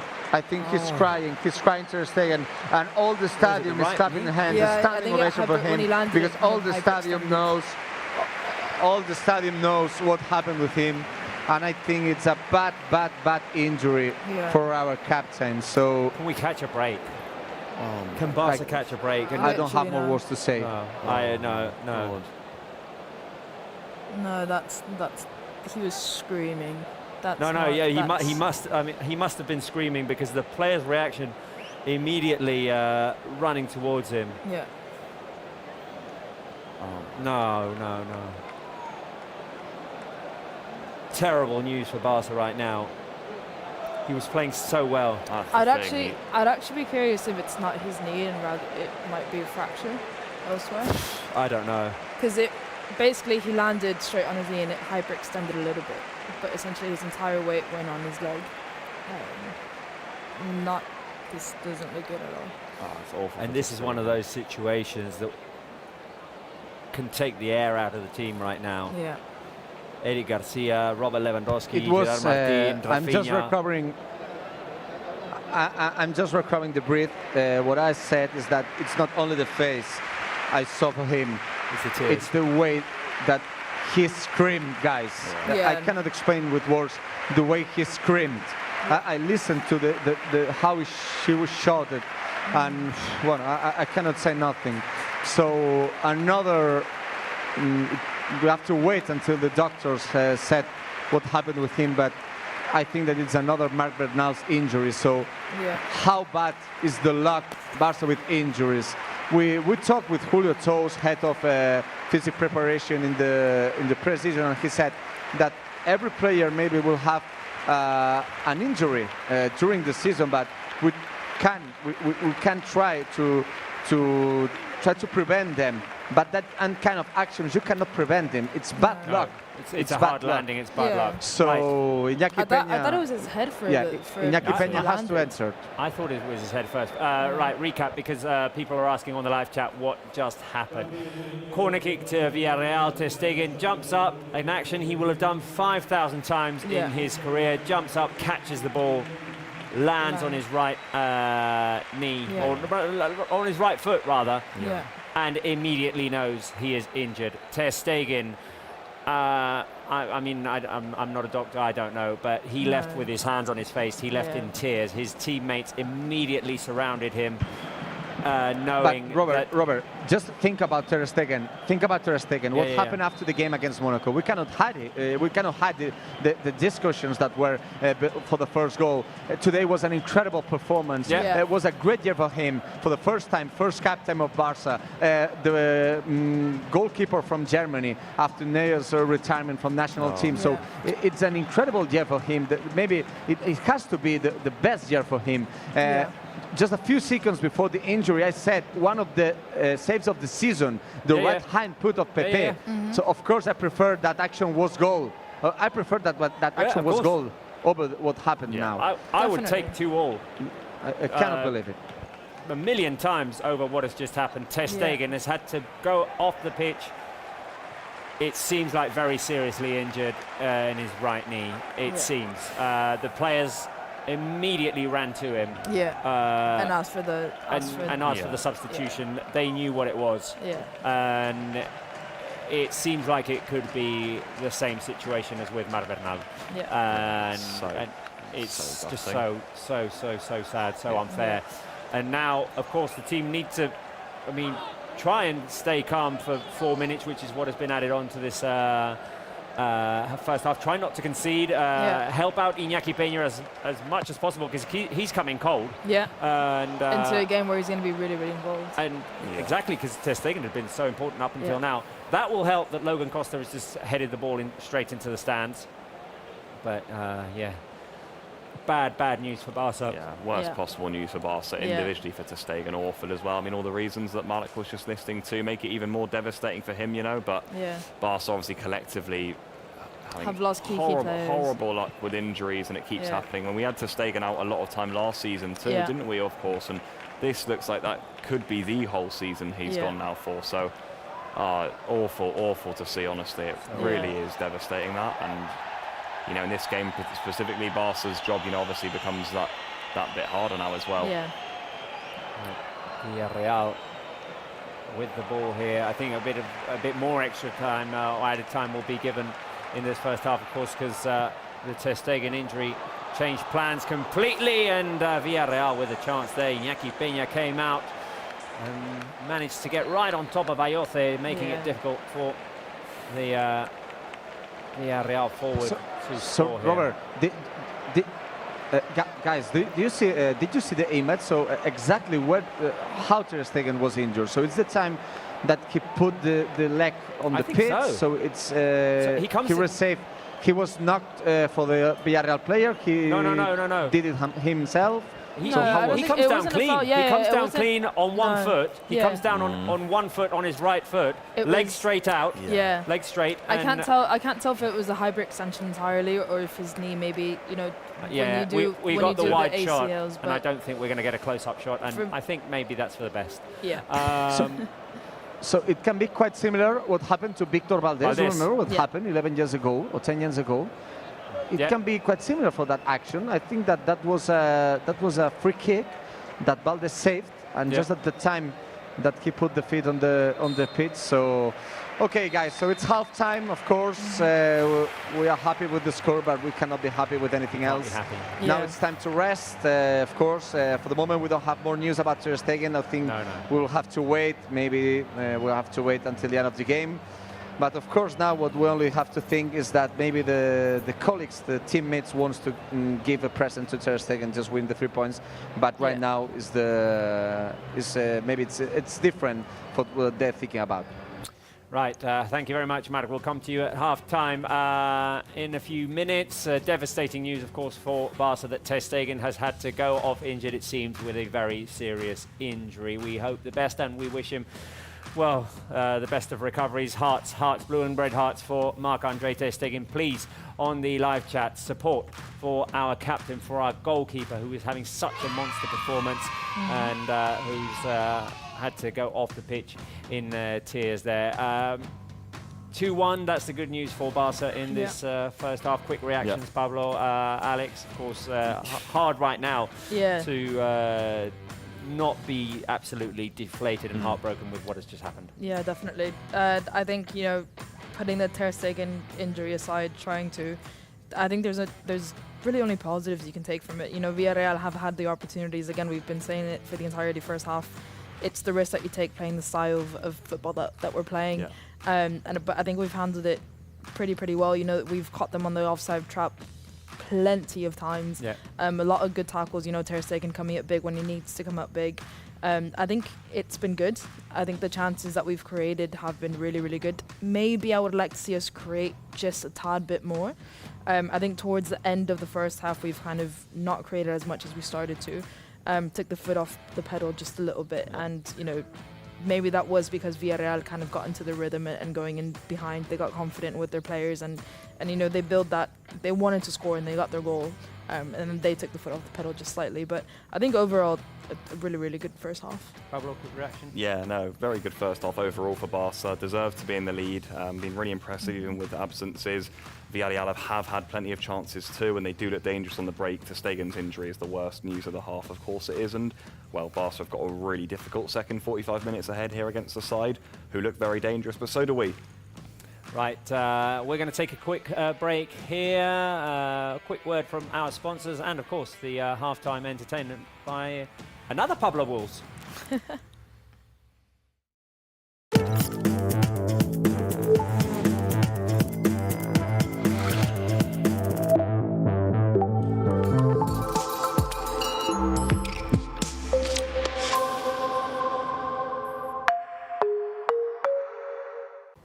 Hello, Robert. Hello, everyone. I hope you're all doing well there, watching on Villarreal versus Barca. Big hello to everyone watching on this Barca Live from all around the world. I hope you're well. I hope you're enjoying the game, as always. As we started in the last game in the Champions League against Monaco, we're going to be running you through some of the exclusive content you can get available here on Barça One. It's a platform, of course, that you can download on your phones. I usually keep it on my phone, to be honest. I've got it in my pocket now. It's just easy for me on the go. But you can also have it, as you can see, very glamorously on the big screen on the TV. There's loads of content on there for you. Every game I want to be showing you some of the stuff you can access. For example, a La Liga game like today, you know, once a bit of time has passed, all of Barca's games are released in full on this platform, Barça One. I'll just show you how right here. You can see the scrolling menu across the top. Usually after the game has been played quite recently, the game will appear here. For example, we've got the Girona match from a few days ago. But if you don't access it from the top scrolling menu, just have a simple scroll down here through to what's new, Barça One premieres, and you'll see here men's team matches, for example, if you want to watch the first men's team. You've got loads of options of ways to watch games here, as you can say, all of the competitions.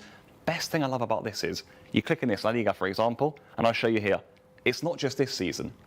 All sorts of seasons we've got in here. So I often love to go and love watching games back. Treble winning season, for example, all the games there. Messi, Suarez, Neymar, you can't really go wrong. So many of these options too, you know, if you just scroll through the seasons. So many memorable Barca games. Villarreal Barca. I remember 18-19, there was a 4-4 away to Villarreal. I remember that one very well. So loads of options for you to watch games there if you want. So you can easily check in and out of Champions League, of course, Supercopa, Copa del Rey. Loads of great wins in those competitions too. Of course, as mentioned, the Girona Barça game is, of course, live on the platform for you guys to watch back in full. I'm sure you're all enjoying the Hansi Flick era as much as I am, so loads of options for you to watch games there too. Now then, before we show you some highlights from that game against Girona, of course, the full game is available for you to watch. It's quiz time. I know you've been waiting for it. It's time for you guys to get your brains working, to get thinking, because there's a quiz for us to go through. Let's go through it then. Talking about that Girona game, I'm going to start with a question on Girona. In what minute did Dani Olmo score the third goal versus Girona? Of course, Dani Olmo made it 3-0 last Sunday against Girona. It was almost bang after the restart, if you remember. But what minute was it? This one caught me out too. Minute 46, minute 47, or minute 48? I know we're working with fine margins there, but which minute did Dani Olmo score Barcelona's third goal against Girona, in, of course, his third for the club? He's made some start. But what minute was that goal scored? And I'm going to give you a bit of time to think about it. And when you're ready, we're going to release to you that the answer is indeed B.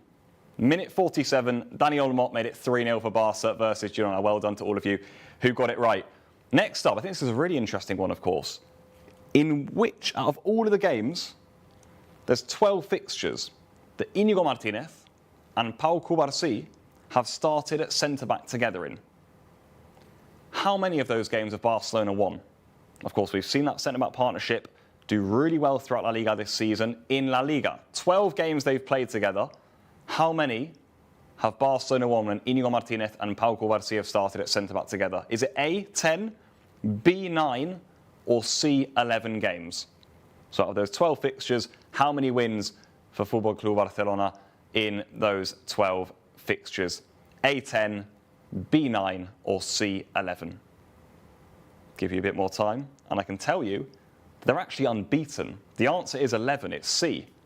So there's 12 starts in La Liga for that centre-back partnership so far, of course, including the game against Girona last week. They've won 11 of them, only one draw, which came in a 3-3 draw against Granada back in February of last year. So some record there, unbeaten record, and loads of wins for those two starting at centre-back. They've done very well, of course, this season. Just marvelling here at all the games available, sorry. Back to it then, the quiz. Final question, third and final question. It's regarding the main man, Barca striker, Robert Lewandowski. He reached 100 games when Barcelona faced up against Girona last Sunday for the club. 74 of those have come in La Liga. I want to ask you guys, how many goals and assists do you think Robert Lewandowski has racked up in those 74 La Liga games? This surprised me as well, I must say, because there are some impressive numbers here. Let's give you the options. A, is it 59? B, is it 61? Or C, is it 63? Robert Lewandowski, goals and assists in 74 La Liga games. Like I said, caught me off guard too. These are high numbers. We're talking good numbers here. We spoke about, of course, his goals to game ratio versus Fermin's in the last Barca Live halftime show when we were talking about the next generation that you can watch, the documentary series, the second episode coming very soon on Barca One for you. But Lewandowski, 74 La Liga games, how many goals and assists? I can now tell you the answer is C, 63 goals and assists for Robert Lewandowski in 74 La Liga appearances. That's some return there from Lewandowski for Barca. There you have it. There you have it. There is the quiz for this week of Barca Live in the halftime show. I'll leave you guys to it. I might spend the rest of my weekend, the rest of my Sunday night very shortly, and indeed the rest of my next week, just having a little scroll through these games. It must be one of my favourite things to do on this app, I must say. Go and have a look through some of the games available on this platform, and I'm sure you guys will all do the same. It's on Barca 1. Make sure you go and check it out. Back to you guys.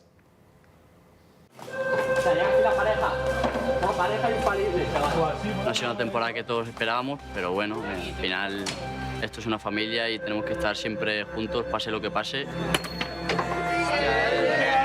Els joves tindrem el mateix paper i jo crec que venim portant fins ara, entrar al camp, disfrutar, però també amb responsabilitat i ho intentarem donar tot. Somos muchos los que vienen de abajo, somos muchos jóvenes y nada, con la energía que tenemos y todo yo creo que poco a poco seremos más importantes. Todo lo que sea ayudar al equipo nosotros lo haremos. Eres malísimo. Eres malísimo. Eres malísimo. Eres muy malo.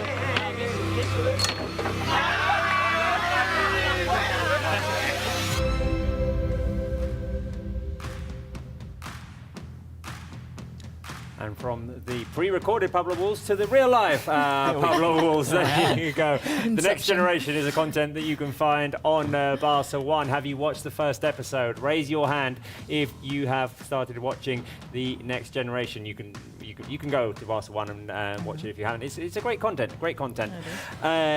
Guys. How do we move forward from this? Obviously, the team will have to play a second half, a tough second half against the Villarreal side. And if things weren't difficult enough, right now we're going to have to do it without our captain and our starting goalkeeper. Oh, yeah, you're quite right. I think this second half, without the Ter Stegen injury, would have been a really tough second half where we would have received a lot of pressure from Villarreal. I still think we would have had a lot of chances down the other end. That's clearly the pattern of the game. But the mental effect this could have on the players could be huge too. You know, losing their captain, of course, this season too, as Mark Bral said. You know, it's a big loss. Make no mistake about it. Ter Stegen's obviously the commander at the back for Barca and the number one goalkeeper. So it is a huge loss. We can't get away from that. But this is a game that's still there to be played. It's going to be very evenly contested, I'm sure. But if Barca can keep playing the way they have for large parts of that game, keep the pressure on Villarreal, there's no reason why we can't keep the 3 points here. And it's a tough game for Iñaki Peña to come in to absolutely cold, not expecting his teammate to get injured. It's one of those. It's one of the toughest jobs in the world, I think. Being the replacement goalkeeper, you never know when you're going to be required. You always have to be ready, and people are going to expect you to be ready when you come in. I think it'll be very important for his teammates to be very helpful to Iñaki Peña today. Yeah, no, I think, apart from, the mental aspect of it, the football aspect of it, we're playing with the high line, which requires, we mentioned it, was it Iñaki Martinez told Ter Stegen to move up so they can then move up higher up the pitch. And, it's a sweeper keeper at the end of the day, and you need to be confident to play that role. And Ter Stegen is that brick wall that if he needs to step up, he will step up. And I think for Iñaki, it's going to be important for him to be confident to be able to play that position in terms of playing, really, really high up the pitch, out of the box, being, that essentially going to be the fifth defender in that high line. So I think also that mental aspect of, these defenders play high line because they trust Ter Stegen in that communication. There is no communication between them because it's just an understanding that they have. And Iñaki has to step into that role and kind of, get that confidence with them. Communication comes with games played. Exactly. Repetition. Yeah. And Iñaki Peña's coming into this cold. So we'll have to see. We'll have to see how the team deal. I think there's going to have to be a lot of extra help from everyone, a lot of extra effort so that things feel seamless. In an already new back line. Exactly. With on top of everything. Exactly. Flip side to all of those concerns is that we were concerned maybe at the beginning of the game that Barca would come in after the Monaco game feeling a little bit tentative maybe, feeling that we've got a lot of injuries and things not working out well, and it did look for long stretches there like clockwork. Yeah, it really did. Barca have been at their brilliant best that they've been so far in La Liga. They just look really good. Whoever comes in seems to fill the void of whoever they've come in for superbly. Interchange of passes is really good to watch. Barca are really fun to watch this season, I will say that. Right, let's go quickly to Marc Brau because the teams are already in the tunnel. Marc, who was the best player of the first half? Pablo Torre, was it Lamine Yamal, was it Lewandowski, was it someone else? Well, I have to give my option to Lewandowski, of course. He scored twice. Pablo Torre gave an incredible assist. Lamine Yamal participated in the action of the second goal, but I think that the 2 goals has to be to Lewandowski. Yeah, you can pass. You can pass. Yeah, don't worry, my friend.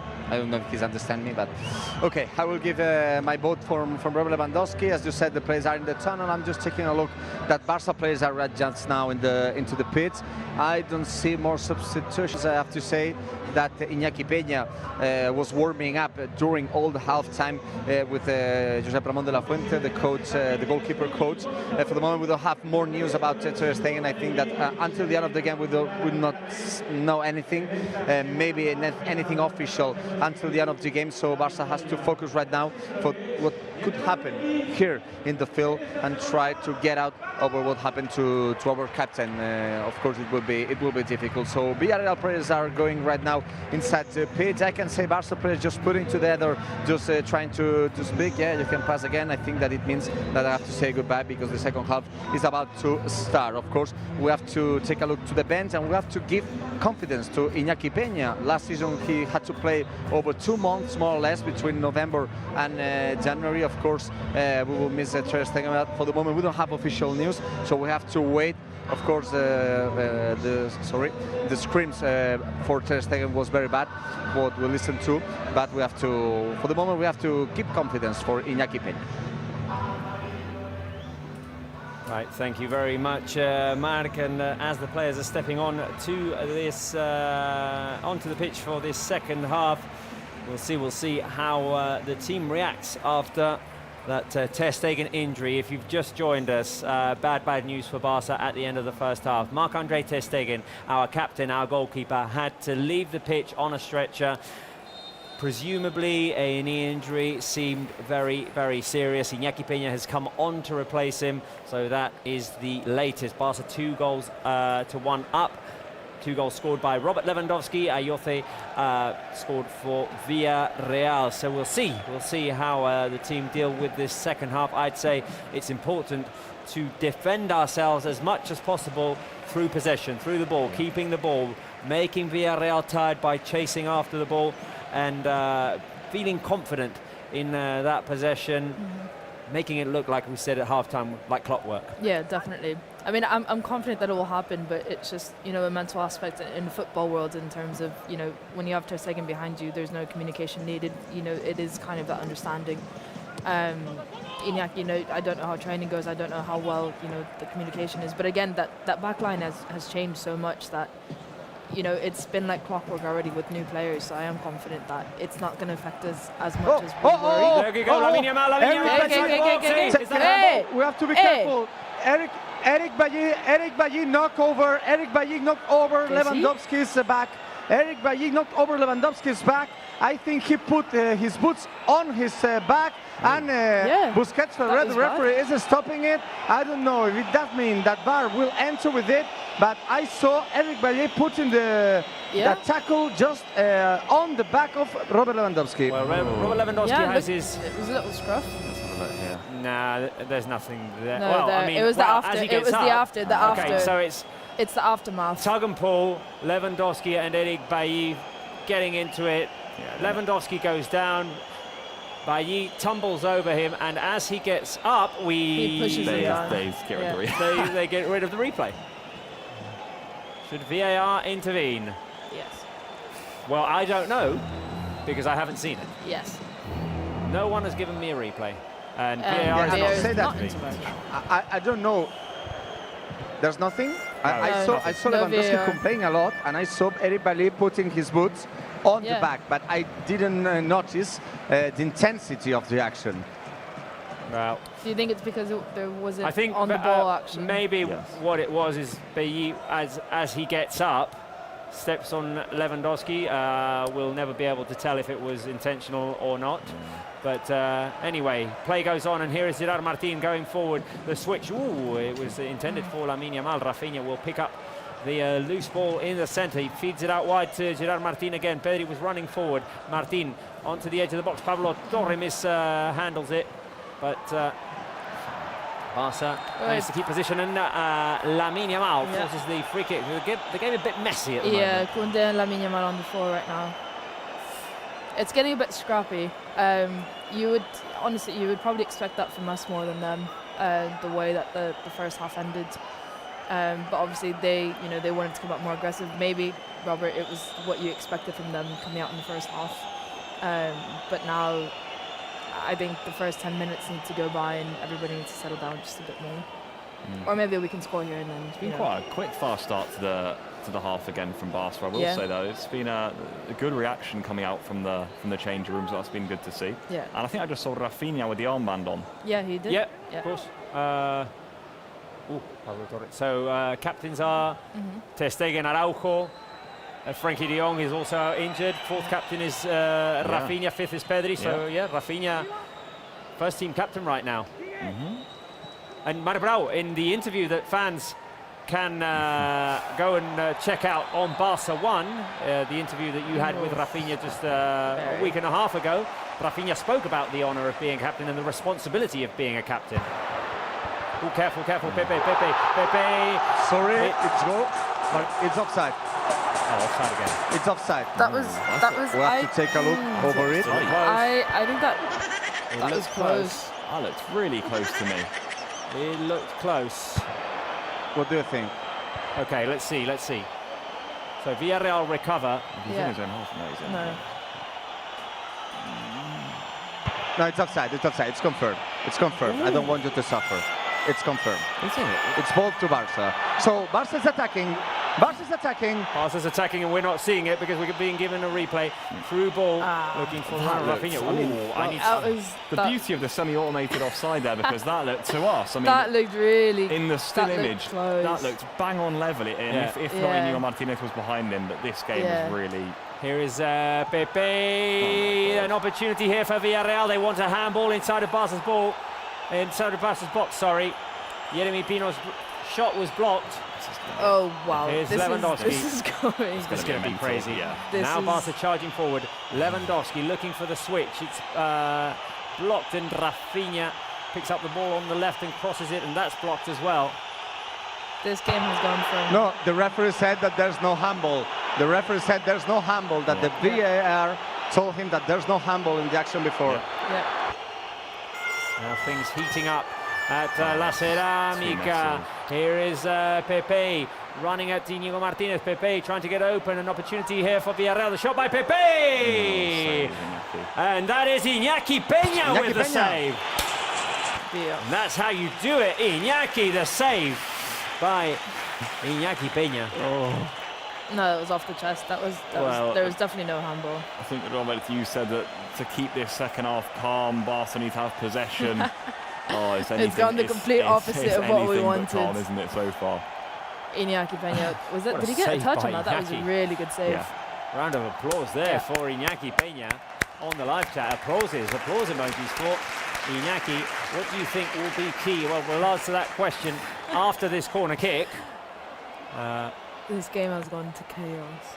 Here's Parejo. Back to Pepe. Incoming crosses, hit the crossbar. Ter Stegen. Sorry. Iñaki Peña trying to punch it away. Rafinha. And that's a nasty tackle on Rafinha.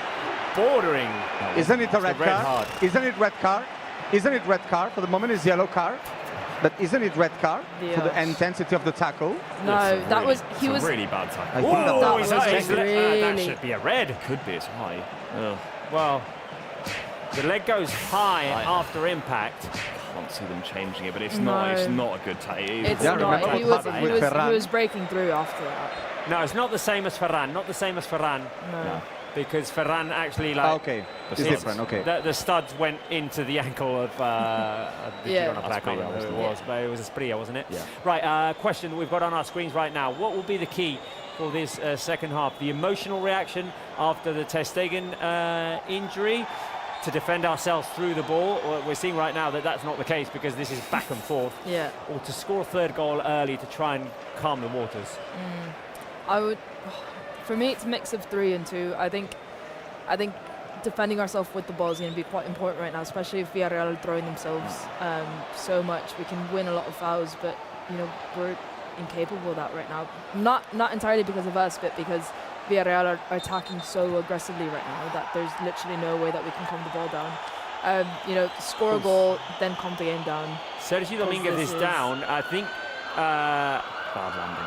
Well, no bad landing. It was Inigo Martinez who went in hard and kneed him right underneath the ribs. Yeah. So, what a start to the second half. Now it's very hot, the game. It's very hot, the game. Yeah. With the referee, with a lot of Villarreal fans whistle for what is happening. Villarreal players very nervous, very excited, but in the bad way. And I think that Barça needs to calm the game, needs to calm themselves. I don't know if Hansi Flick wants to make a substitution, but we have to say that we don't have a lot of veteran options on the bench. So we will have to give our hopes over young players again. Mark, would you say the most veteran option that we have on the bench, off of the top of my head now, I might be wrong, but the most veteran option that we have on the bench right now is Ansu Fati? Yeah, it's Ansu Fati. Okay, there you go. That's a veteran bench for you. Oh my God. Yeah. I was hoping he was going to remind me of a player, when you Ansu said Fati and Pau Victor, sorry, it's Pau Victor. Well, no, Pau but I Victor. mean veteran in terms of the experience in the first division. Okay. I said in age, it's Pau Victor. In experience in La Liga, it's Ansu Fati. Wow. even the fact that by age it's Paul Victor. I know, literally. That doesn't help. Doesn't change much, does no. 8 players injured, 1 suspended. 8, of course, the 8th being Ter Stegen right now. Just bonkers. We're getting Gavi back slowly, we're getting Frankie back slowly, and then someone else goes. That's what I mean. It feels like one's like, if one comes in, another one goes, or 2 go. We're always, we complain about rotating on the pitch, rotating in injuries as well. It's a lot to deal with. Yeah. That is one of the things I've been most impressed by Hansi Flick for, by the way. He's never once turned around in a press conference and said, well, we've got all these injuries. Hansi Flick wants to make substitutions, guys. Who's coming in? It's time for Pau Victor and Marc Casado, I think. Okay. And Pau Cubarsí. So 3 substitutions. Cubarsí, Casado, Pau Victor. 1 for every line. So let's go, Lamine. Let's go, Lamine Yamal running forward. He's got Lewandowski and Rafinha with him. There goes the cross by Lamine Yamal. He finds Rafinha, who was looking for Lewandowski. Too generous there, looking for Lewandowski. I think he could have taken the touch forward and looked for his own chance. Unlucky. He had the Villarreal defender really close, and I think that's why he opted for the pass back instead of taking it down himself. The thing was there, I think Barca looked, I wouldn't say physically tired, it's more like emotionally tired right now. Yeah. And there was a long distance between the top 3 there and the rest of the team in the follow-up there. It felt like all 3 of them were in a little island there, a little battle by themselves. And I think what Hansi Flick needs to find a way to do right now is to get the team back together, because the fact that Villarreal is attacking so high right now and making Barca's defensive line move further backward means that the team's lines are separating. And Barca need to get back together now as well. Yeah, it's a good point that you say there about emotionally tiredness. Monaco, we had a player send off. That's an emotional, barrier to have to overcome in that match. And it's tiring, it's the first Champions League match that we had and we dropped points because of, a circumstance. And another circumstance here that we've had to overcome, not only to our side, but also the way that Villarreal are playing. That's a mental factor that you have to be strong for, because you can't get frustrated, when it becomes a choppy game. You can't get frustrated when they're creating a lot of opportunities. And it's about mentally staying, focused. So it is emotionally, tiredness is a key to kind of keeping consistency. Here's Lamine. To Pedri inside. Pablo Torre with a shot. Yes! Vamos! Vamos! Yes! Vamos! Vamos! That's what we needed. There you go. What a move, by the way. Wow. Yes. What a finish. What a finish. Team together. Passing, patience. Find your opportunity. Shoot. Goal.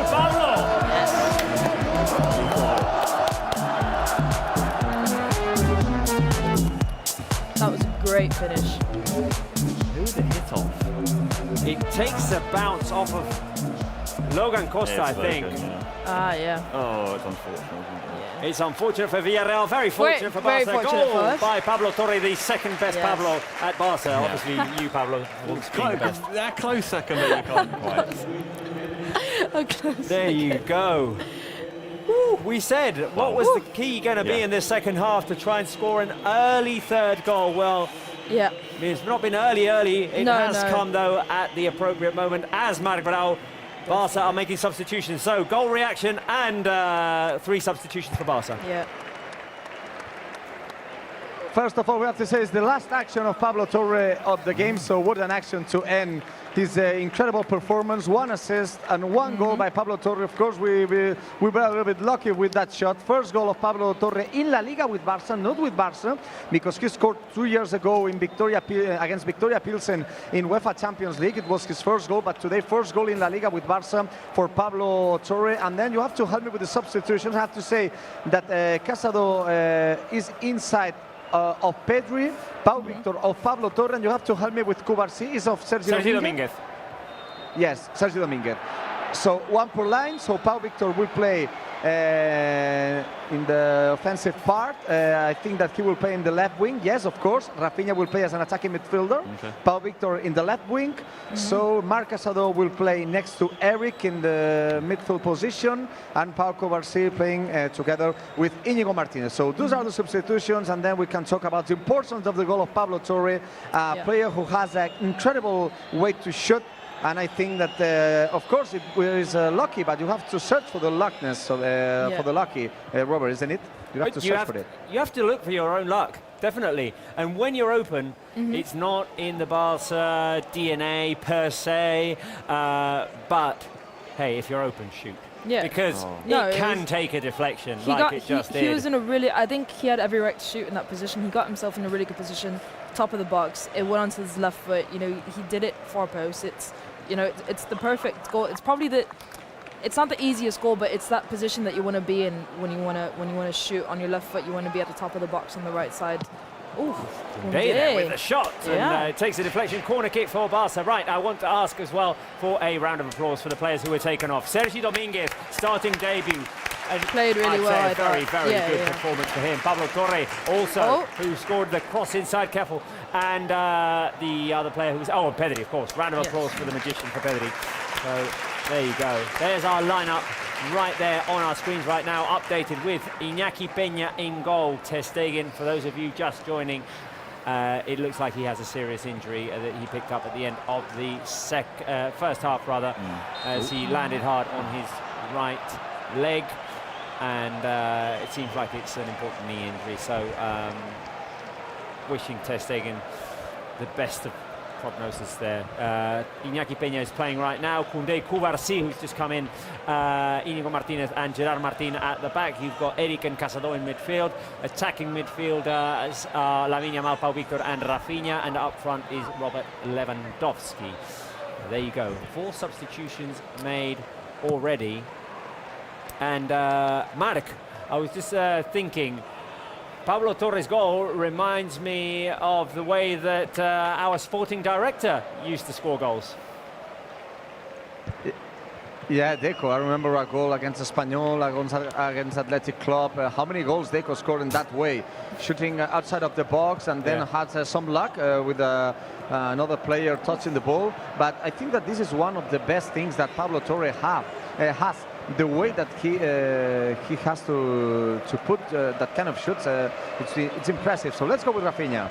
Here we go, Rafinha driving forward. Now Barca energized by that goal. Rafinha's shot goes high. But that's the idea. Yeah. Now we've seen 3 consecutive shots from outside the box by Barca players. Pablo Torre, then Koundé, now Rafinha wearing the captain's armband. Substitutions for Villarreal, Marbrau. Yeah, Yeremy Pino is out, international player. Also, he suffered a tough injury last season. And one of the new signings of Villarreal is in. It's Tierno Barri, who scored a goal in an incredible comeback against Celta 3 weeks ago. So we have to take care with this player. He scored with good headers. He's young, so we have to take care with him. Inigo Martinez. Good touch. Can we say so far? Wait a minute. Barca have lost the ball. We can't say anything. We can't say anything because there's too much going on in this game. Once the ball goes out, I'll finish my thought. But there's Inigo again coming across to recover and forcing a Villarreal throw in. And well, that's exactly what I was going to say. I'm going to ask you for hat emojis on the live chat. Hats off to the start of the season that Inigo Martinez had. Yes. One of the most praised players by Hansi Flick. Yeah. And last season he suffered with injuries, and he's playing mostly as well because there are no other options since Araujo and Christensen are out injured, and he's performing to such a high standard. So hats off to Inigo Martinez. Here's Lamine Yamal inside looking for Rafinha. Lamine Yamal. That's it. That should be a penalty. That should be a penalty. No way. It's clear penalty. It's a clear penalty. It is a clear penalty. That's a penalty. For sure. It has to be. I think it will be, surely. It has to be a penalty. It really looks a penalty. Lamine Yamal picking up the loose ball inside the box. I think that Lamine Yamal was ready. Over. Was ready He could to have shoot, gotten and to I that think ball. that he was not over. Should VAR intervene right now? Yes. We need to see a replay, but I think they should. Lamine was penalty. on. It's penalty, guys, because the VAR is telling the referee that he has to go to the screen. Lamine was getting to that ball. And I'm a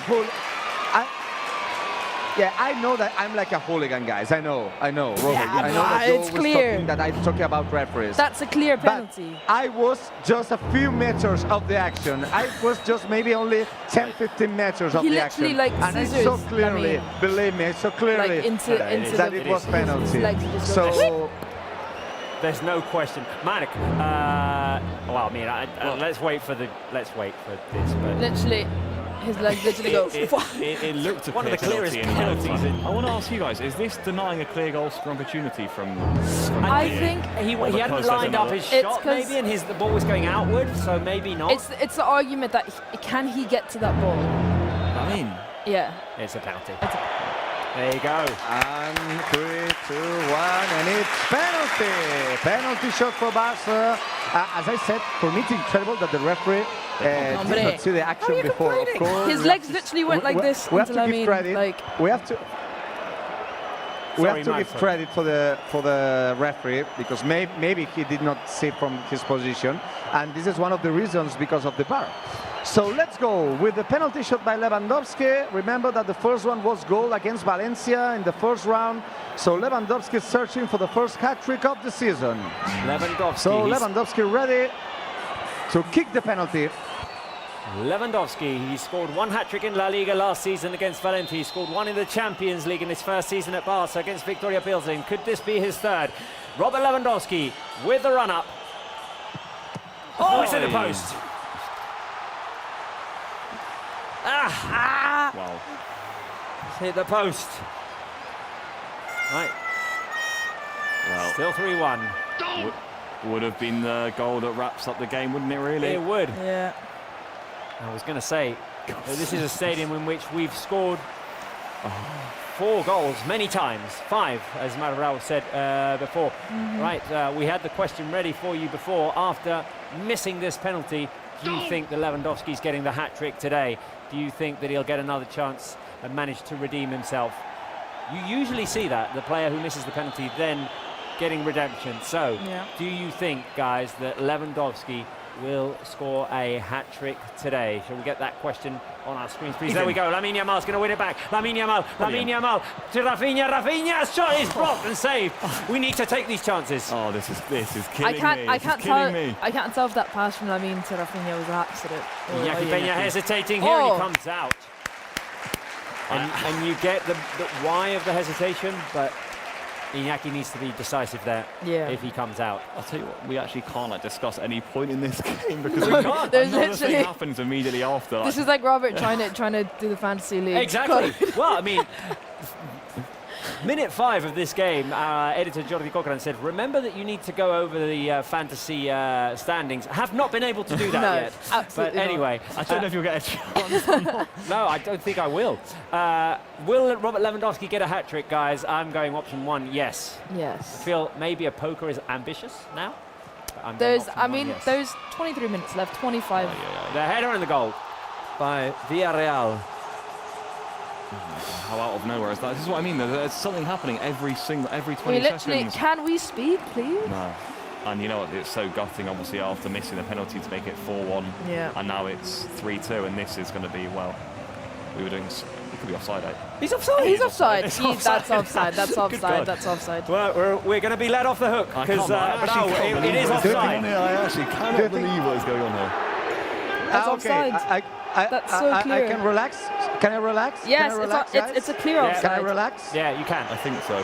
I think it's going to be given offside. And the referee is doing the action, and it's official offside. So we have to say one thing. It's I can't, impossible like- to get bored.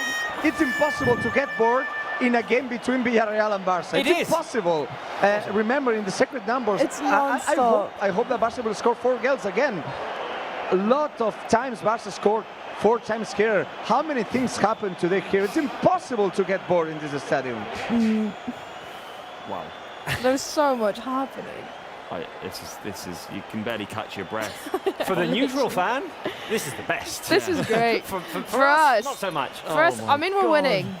We're winning. We're winning. That would have been we're winning. such a harsh blow for Barca, by the Yeah. way, who've been far and away the better team in this second half. We've not even had a chance to look at the penalty again. No. from We just had the Lewandowski. replay was, of the yeah. penalty, and then that chance for Rafinha, That was which was I thought it was blocked by the defender. It was well no. saved. Yeah, there it was a by good Diego save. Conde. Big hand And down then to stop that. If Barca were to concede bang like that out of nowhere after Yeah. those 2 opportunities, I mean, that would have been a real sucker punch.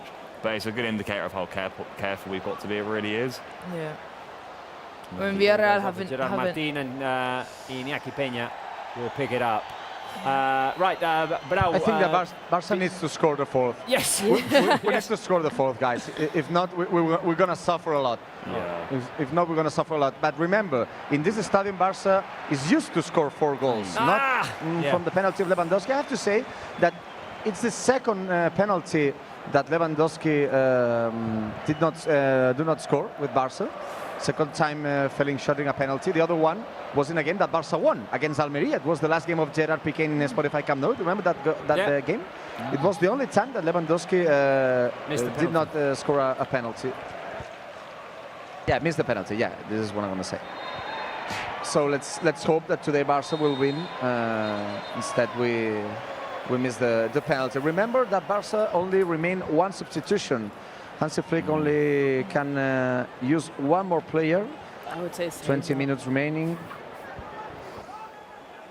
Yeah, with how chaotic this game has Yeah, been, we might want to literally. save that substitution, yeah. It's mainly just because the way that this game is going, I wouldn't be surprised if we get an injury. Not a bad one, but say a cramp Yes. or something.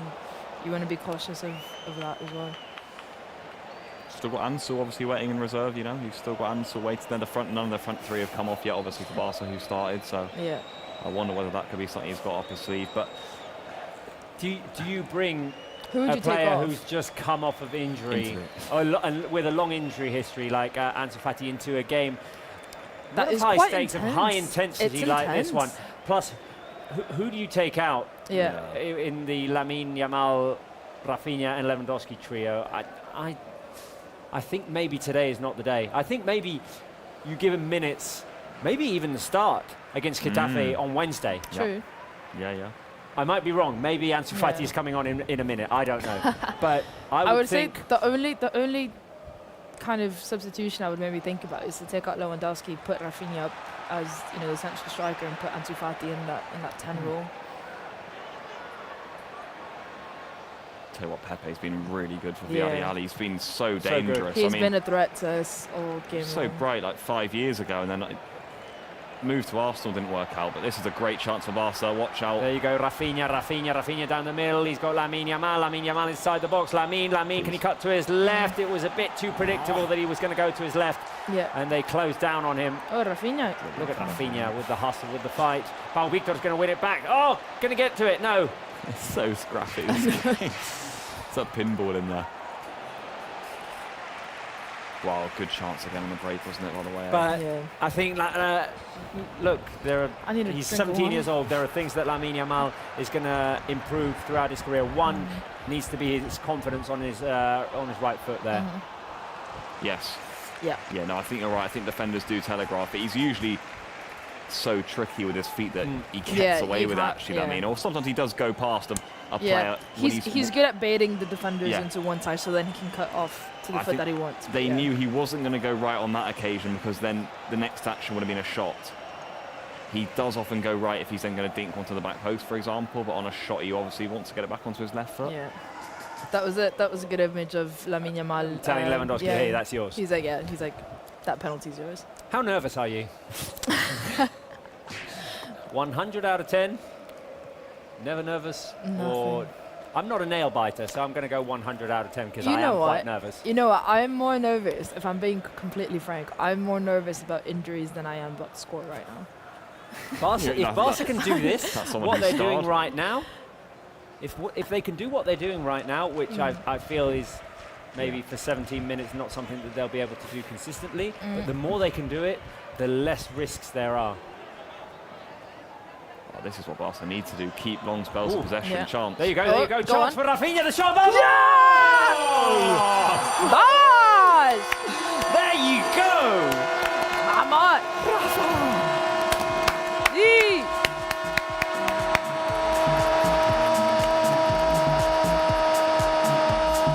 There you 4 go. goals. 4 at Villarreal. What was that? What was It's a that? theme. Was that our sixth? Is it our 6th time scoring 4 goals? Isn't it? 6 times. Go, vamos! Barca overcoming And another big every deflection. situation. That was good. That was good. That was good. Oh, there you go. Can breathe a bit more now. A little bit.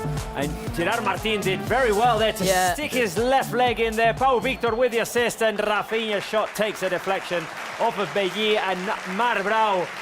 Rafinha with the captain's armband coming up big again for Barca. Yeah. And was very special, the celebration of Rafinha. If we can talk with him, maybe we can ask him who dedicates it, because he just looked to the sky. Maybe he was thinking over his teammate Marc-Andre Ter Stegen. So it's the 4th goal this league for Rafinha, 4th goal this season for the Brazilian. Great assist by Pau Victor, well fighted the ball by Gerard Martin in the left wing position. And there's one thing that all the Barca Live fans has to know. You have to follow always my secret numbers, because what I said in my secret numbers, that Barca scored 5 times, 4 goals in this stadium, and 3 in the last 6 seasons, and 1 in the last season. What is happening right now? 4 goals scored. I have to say, and this is genuine, I mean, I wouldn't make it up. I was 99% tempted to go 4-1 Yeah, really. for my yeah. prediction today, because I thought, oh, I like the history of the numbers. Oh, we've scored 4 goals so many times in this stadium. But I just thought, oh, we've got too many injuries. Like 3-1 is maybe a little bit too ambitious, maybe. Yeah, yeah. And there you go. And here we Sometimes you are. have to go with your You gut do, feeling. Yeah, I I went know. cautious as well, Robert. Sometimes you have to go with your gut feeling. You always have to go for the chaos. Consolation I'll give you Always. is there's still time left, and the way this game's gone, then it might not still end. Are we 4-1. going for a 5-1? Well, Marbrau can give himself credit if we win this 5-1 as well, because he'll say 5 was the secret number of this game. Careful. Rafinha with the high press. And he would as well. And he would as well. You know he would, wouldn't he? Right, I'm being told we have the recorded reaction of Hansi Flick to that last goal. Let's have a look at how Hansi Flick. I'm assuming fairly relieved Yes. how he reacted to that goal. Can we see it?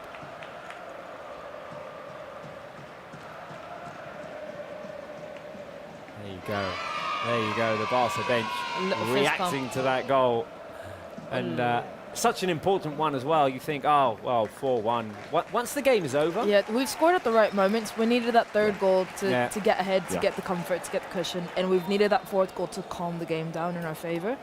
Because we saw it there, you know, Villarreal scored, thankfully it was offside, but we needed that goal to calm things down in our favour. Right, two former Barca players coming on for Villarreal, Raul. Yeah, Ilias Akomats and Denis Suarez. Of course, Ramon Terrats, who is a former Girona player. Denis Suarez, remember, he played for Barça B for 2 seasons, and he played several times with the first team. The first one was the last one with Luis Enrique, 16-17. I liked a lot Denis Suarez, who is now the captain. I think he has a lot of quality. Of course, he was injured several times, but I think that he's a great player. And Ilias Akomats is one of the most talented players from La Masia. He played in the same position as Lamine Yamal. He has more years, or he's more years old. But remember that he played from the start in the first game with Xavi on the bench. Remember that game in November 2021 against Espanyol? Ilias played from the start that game. And I think that he's playing well with Villarreal. He scored one of the 5 goals that they scored as in Montjuic for the last time. So I have to say that Hector Ford will be the last substitution, will be the last player to enter. So we have to wait for the debuts of Fernandez Cousins or Andres Cuenca. We will have to wait until watch more Ansu Fati. Hector Ford will be the last substitution. Well, Hector Ford earning his minutes with Hansi Flick as well. We saw that moment after the Valladolid game, right, when Hansi Flick went to Hector Ford and said, hey, you'll get your moment. Yeah, and it was nice because he got a good half an hour at Girona, actually, Hector Ford, which was good to see after that moment that he had with Hansi Flick. I'm intrigued to see who he comes on for, Hector Ford, because at 4-1, I think it could be Koundé. No, I think it could. Just to rotate. The other option, of course, would be Gerard Martin and put Hector Ford at left foot. He played a lot last season. Yeah. Maybe speak a bit more about Gerard Martin's performance at the end of the game, because I've got a lot of positive things to say. Superb he's been at shutting down Jeremy, for example, on this side. Yeah, he's been confident and aggressive on tackles, on cutting off. There's Ilias. Gerard Martin getting his foot in there, deflecting the ball and making it easier for Iñaki Peña to gather. And as Hector Ford is getting ready, I think there's one thing that you were spot on with, Alex. The timing of Barca's goals today. Game was a bit... Barca were being the better team in the first half, but it was starting to get a bit chaotic. Lewandowski scores his first. In the second half, when we needed that goal, after the Ter Stegen injury, coming out into the second half, it was all a bit chaotic. Pablo Torre managed to score. And now here as well, we were just saying, hey, we need the force to be able to breathe a little bit easier. Yeah, 2-3 was too close. Oh, it's Íñigo Martínez. Okay. Well, fair enough. It could be either. Íñigo really. Martínez, I have to say that I have a stat for you, because Ter Stegen, Íñigo Martínez, Rafinha and Koundé were the only players who played all the minutes this season. So because of Marc-André Ter Stegen injury, obviously he's out. Now is out Íñigo Martínez. So right now Rafinha and Koundé are the only players who played all the possible minutes this season. Wow. Marc, I want to ask you a question that's on our screens right now. What's the best thing about today's game? Is it the emotional reactions? First, after the Monaco defeat, to come out and play the way we've played. Then after the Ter Stegen injury, which has been a huge emotional blow for the team, to react after that. So option 1, the reactions. Option 2, which is the one I'm going for, it's the system, not the players. We're seeing that regardless of who's playing, the team works well. Today we've got Pablo Torre to start with. Now Pau Victor playing as a winger. We've got Sergi Dominguez playing as centre-back. We've got Gerard Martin at left-back. And the way the team plays doesn't vary much with all of that. And then 3, the scoring production. Can we get the question on the screen, please, again? So, Brau, what option would you go with? The scoring production, meaning that we've scored 4, and the goals are coming from different players as well. Yeah, I think that the first one, all the other ones are good. Of course, maybe you can think about the second one, but I think the first one is related with the second one. With this team, if you can start and you wake up over what happened against Monaco, it makes you stronger. And if you are in the good way and you are thinking in the good way, things like Marc-Andre Ter Stegen, of course, affect the players. But if you have a game plan and if you follow your leader and you follow your coach, everything will come. So I think it has to be the first one, that relation with the second. What are you guys thinking? Do you know what I'm going to go? I'm going to go for number 2. It's the Okay. system, not the players. That, for me, has been the most impressive thing about today, that Barca have played exactly the same way they've played in the opening 5 La Liga match weeks. In this stadium against this team, no matter the rotations, the injuries, the problems that have come up for this team during this game, it's a team, you know, full of La Masia players and players who are playing their first minutes this season. I think it's so impressive. There you go, there you go. Rafinha, Rafinha, Rafinha! There you go! Sí. 5! 1, 2, 3, 4, 5! Vamos! Bonita. La quinta. Rafinha again! Also the assist by Lamine Yamal. I mean, That was by Lamine Yamal. outside of the foot pass, curled in. I just want to check here that this is not offside. Yeah, I did think but that. No, It's definitely, not. definitely. No. There you go! What a ball! What a ball! Outside of the foot pass. Which at that. numbers? Which numbers were the second one? Which numbers were? No, I have to explain to you, because Barca today scored 5 goals. How many goals did Rafinha score with this? 5 goals. And how many assists? Lamine Yamal is giving this season 5. Everything is 5 today. It's the power of the 5. The power of 5, definitely. Shall we get the graphic back up on our screens? The initial graphic with Marc's secret numbers, 555. There you go. Rafinha with the 5th goal. Didn't someone say 7-0 at the beginning of? Yes. and we were like, no. Let's 2 do it. goals in 6 minutes. Doable. Well, Doable. you've got 5-1. Yeah. You've got the Lewandowski missed penalty. Yeah. Which 6. That could have been 6. Could have been 6. And then there was a Pedri one Yeah. or a Lewandowski one in the first half, so we're not far off. Not too bad. He knew something we didn't. Oh, yes, sorry. We've got a Flick celebration. How did Flick react to that 5th goal?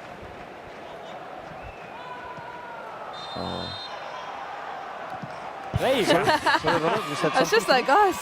So pleased. No, sorry. I was just talking with Uriol from social media Barca. So can you repeat, please? Oi. Little studs. No. We were looking at the Studs to Kubarsi's ankle. studs to Kubarsi's ankle. No, Mark, we weren't saying anything. We were just looking at the Flick reaction. Mark, to go into Villarreal and score 5. Yeah. Wow. Yes. Well, more numbers to say. 5 against Villarreal, remember. 11 points over 15. No defeats this season for this team. One of the teams that plays better in the beginning of the season. After the defeat in Monaco, after the injury of Marc-Andre Ter Stegen, 22 goals scored in 6 rounds. So I think that with a lot of players who were playing under Rafa Marquez orders last season in 3rd division of Spain, Gerard Martin, Marc Casado, Sergi Dominguez, Pau Victor. So I think that we will have time to give the good red for tonight's victory, guys. But I think that the most important is obviously what happened in Monaco was an accident. It was an absolute accident. Yeah. It was an absolute accident. Yeah.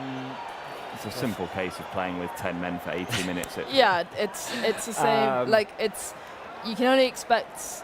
You can win a match with 10 men, but you're playing against a side that was attacking a lot. I think Monaco had a really good game. Yeah. There's only so much that you could do with, a man down. Iñaki Peña comes out together. Mark, we have your secret numbers on our screen again. 555. What are those secret numbers? Well, today, all the secret numbers. The first one, I have to remember, so that Barca had before the game 5 consecutive wins. The other one but they're was new numbers. 5 times The new secret numbers. scoring 4 goals here. The new secret numbers. Okay, sorry. 5 goals scored this season here. 5 goals this season for Rafinha. And 5 assists this season for Lamine Yamal. So 5-5-5, and I like it. And I have to say that with those 2 goals of Rafinha, for the second time in his career with Barça. He scored a double. The first one was against Paris Saint-Germain last season. For the second time with the captain armband in his arm. Very special for Rafinha today. So I like it. I will try against Getafe to search three same numbers to have relation with the game. Okay, with Getafe, I like of it. course, everything can be zero, but I promise that it won't be zero. Okay. Right. Okay. I would like everyone who's watching this show right now, who's supporting Barca, to fill the live chat with blue and red hearts, because against all of the odds today, Barca have come out and produced a super performance. So from now until the end of the show, flood the live chat with blue and red hearts, and maybe we might even celebrate another goal. Maybe we'll celebrate a Robert Lewandowski hat-trick or a Rafinha hat-trick. Guys, blue and red hearts. What is he doing? What a tackle by that guy. What is crazy with him? Sergi Cardona. And after the tackle, he put also the boots. Sergi Cardona. That was a bad tackle. What is wrong with you? Rafinha. What is wrong with you, Sergi? The tackle on Lamine Yamal. I feel what Rafinha let him know that he wasn't okay. Yeah, with it no, at he all. went up to him. He's like, no, this is not okay. It's happened a few times this season where Rafinha steps up. Oh, Ridiculous. nasty. It's absolutely ridiculous. Oh. I hope we don't start seeing more of this. You know, he's 17 That's at the end of the day. I know bad, it's frustration that's from the fullbacks of being done all day by him, but you can't be And- doing that. And Rafinha behaving like the captain there. Yeah. Going out to defend Lamine Yamal. Yeah. Bravo, Rafinha. Defense More blue and red plays really hearts. well. More blue and red hearts for Lamine, for Rafinha, Rafinha's- for Lewandowski. Rafinha is talking with Kiko Femenia. Remember, a former Barca B player. former Barca player. After all, he went to Real Madrid and he said he was a Real Madrid fan. Yes. Good luck for you. And Kiko Femenia saying that you have to understand it. And Rafinha very calmly said that it's impossible to understand this tackle. Now, Barca players are trying to make the kick. It's not foul. It's I not a think foul. it should be. Yeah. It's a foul. Yeah, it's a foul. Yeah. Rafinha's angry. So, Maybe he gets the hat-trick. do you want to play the other time game? I think that today will be interesting. Interesting, yes. We have 15 seconds, guys. I would say, can we please just have like 1 token minute? There's no need for any added time. Lamine. But yeah, it'll be 4. I'm gonna go 5. I'm going 3. Oh my Again, God. another tackle. What a bad. Can we just end Another this? tackle. What bad. Can we just end this? What bad. I Finish cannot understand why Elias Akomac is not. We did not learn. Is this what you learned from La Masia, Elias? come That on. was. And all the Villarreal. It's on And all Lamine Villarreal fans, again. do you know what he's saying? Otra, again and again. Yeah. Again and again is No what way. Villarreal fans saying. Yeah, they So- were probably celebrating that Lamine Yamal gave them So- the Euros in the summer. They were probably celebrating that as well. Yeah. Yeah, maybe. Exactly. So all the guys that are shouting this, they will have to go out with my secret number. So Oh. 5 and to home to get some dinner and to rest. 4. You didn't get the secret number, which is the added time mark. It was 4 minutes. It wasn't 5. 4. It's not 5. It's 4. But I think it will be better if the referee said that the game is end. Just exactly. Yeah, Go for please. it now. And if we're Barca players, why don't we just not give Lamine Yamal the ball anymore? Even as well? We don't need it. We don't need it. Just like send him over to a corner and Yeah. have him rest. How embarrassing is that from the team, though? to do that for the that's second so Are you bad. seeing the way that Marcus Ado is pressing? Yeah, look Oh at my that. God, Marcus Ado, how he's pressing in 91 minutes, Yeah. 1-5 in the score. Rafinha as well. He's up top. Rafinha as well. The whole team, as a matter of fact. Yeah. It was a good sub to bring Castle on. I think actually at that time in the Yeah. game, I think Yeah. Barca lacked a profile like him in midfield. Yeah. Brilliant Well, off the bench. There'll be a lot to talk about in the post-game. But by the way, guys, I have not seen enough blue and red hearts. Blue and red hearts support for Barca. 5-1. Come on, we're at Villarreal. We're at La Ceramica, one of the most complicated stadiums in La Liga. They came in 4th into matchday 6. They hadn't lost yet this season. And here we are winning 5-1 after the Monaco defeat, after losing Ter Stegen maybe for the season. We'll see if there are any updates in that sense, and we'll see what Hansi Flick has to say. But the team, well, just honouring their captain there with a Oh, that with a Lamine Yamal assist. big win and a big performance. And we're seeing now the replay of the 5th goal, like- Rafinha with the finish. People And- struggle and- to do that with their with their strong foot. He's doing that with the outside of his foot.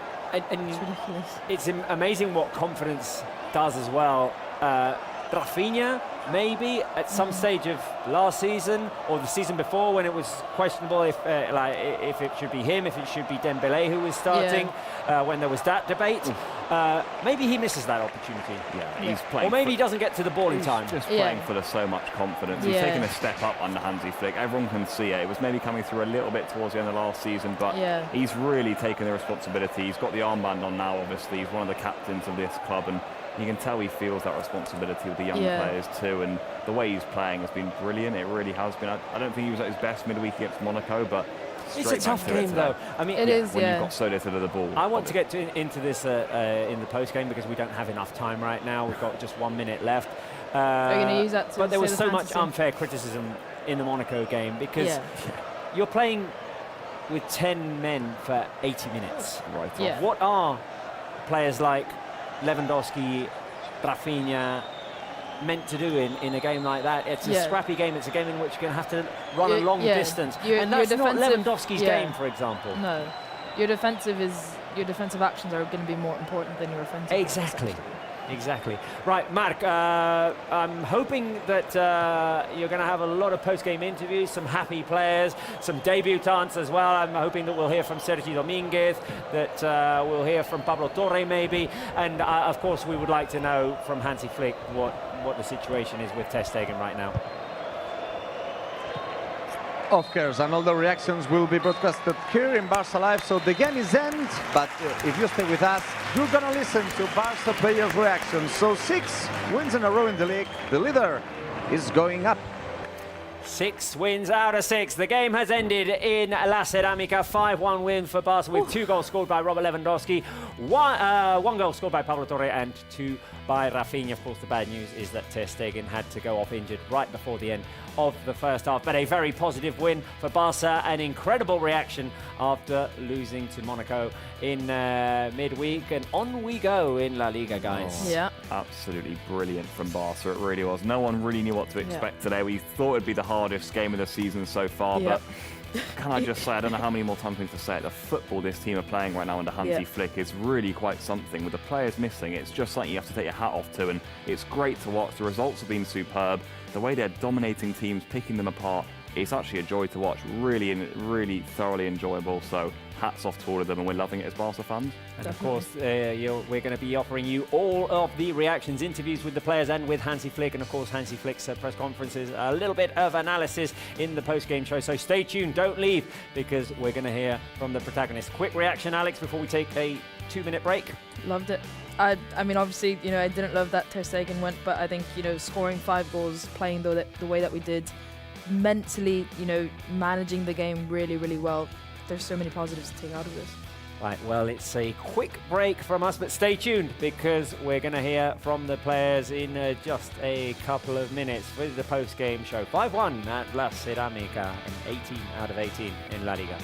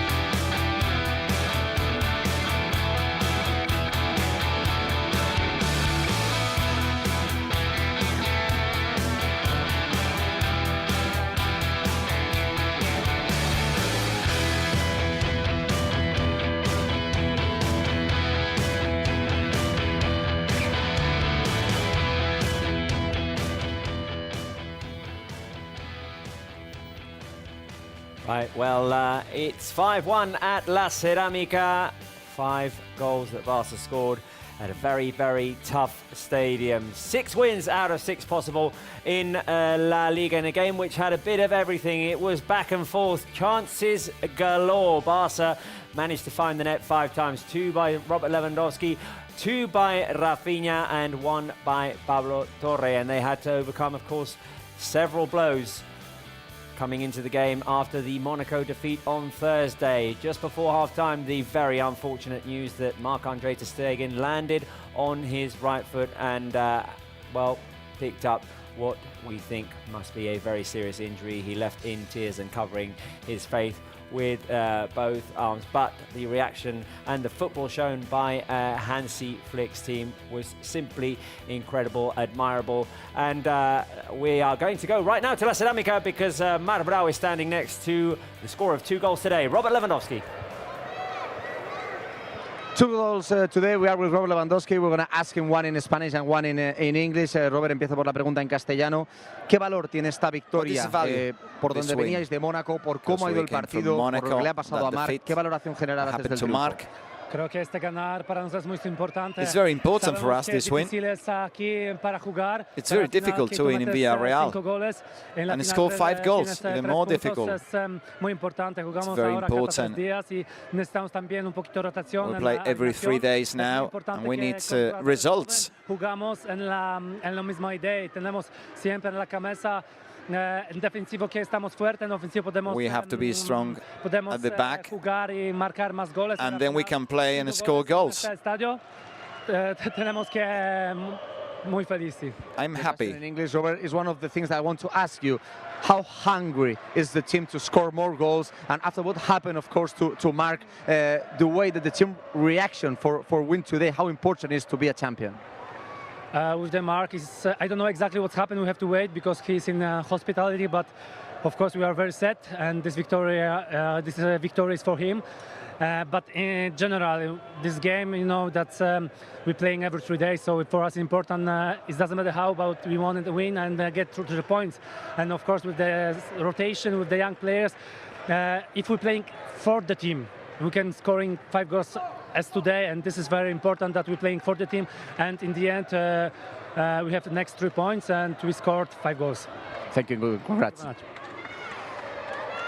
The words of Robert Lewandowski, the top scorer of the league, 6 goals in 6 games, and he said that this win is dedicated to Marc-Andre Ter Stegen. For the moment, we don't know what happened with the goalkeeper.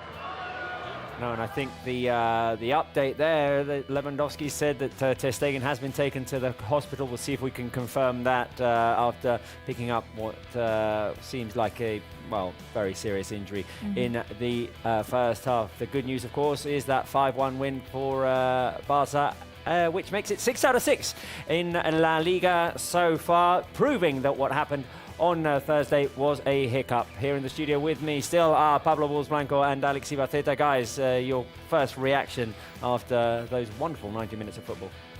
Well, so happy, so pleased, so impressed with what we've seen from Barca so far this season. Carried on all the good work they've done in the opening 5 La Liga match weeks. Were brilliant, I thought, pretty much from minute 1. Set the tone of the game, dominated Villarreal, a very good Villarreal team who are also in good form too. It's not just that it's obviously a naturally hard place to come, but they're also producing this campaign. And, well, the way Barca turned things on was absolutely brilliant to see. I think we're playing some of our best football in years.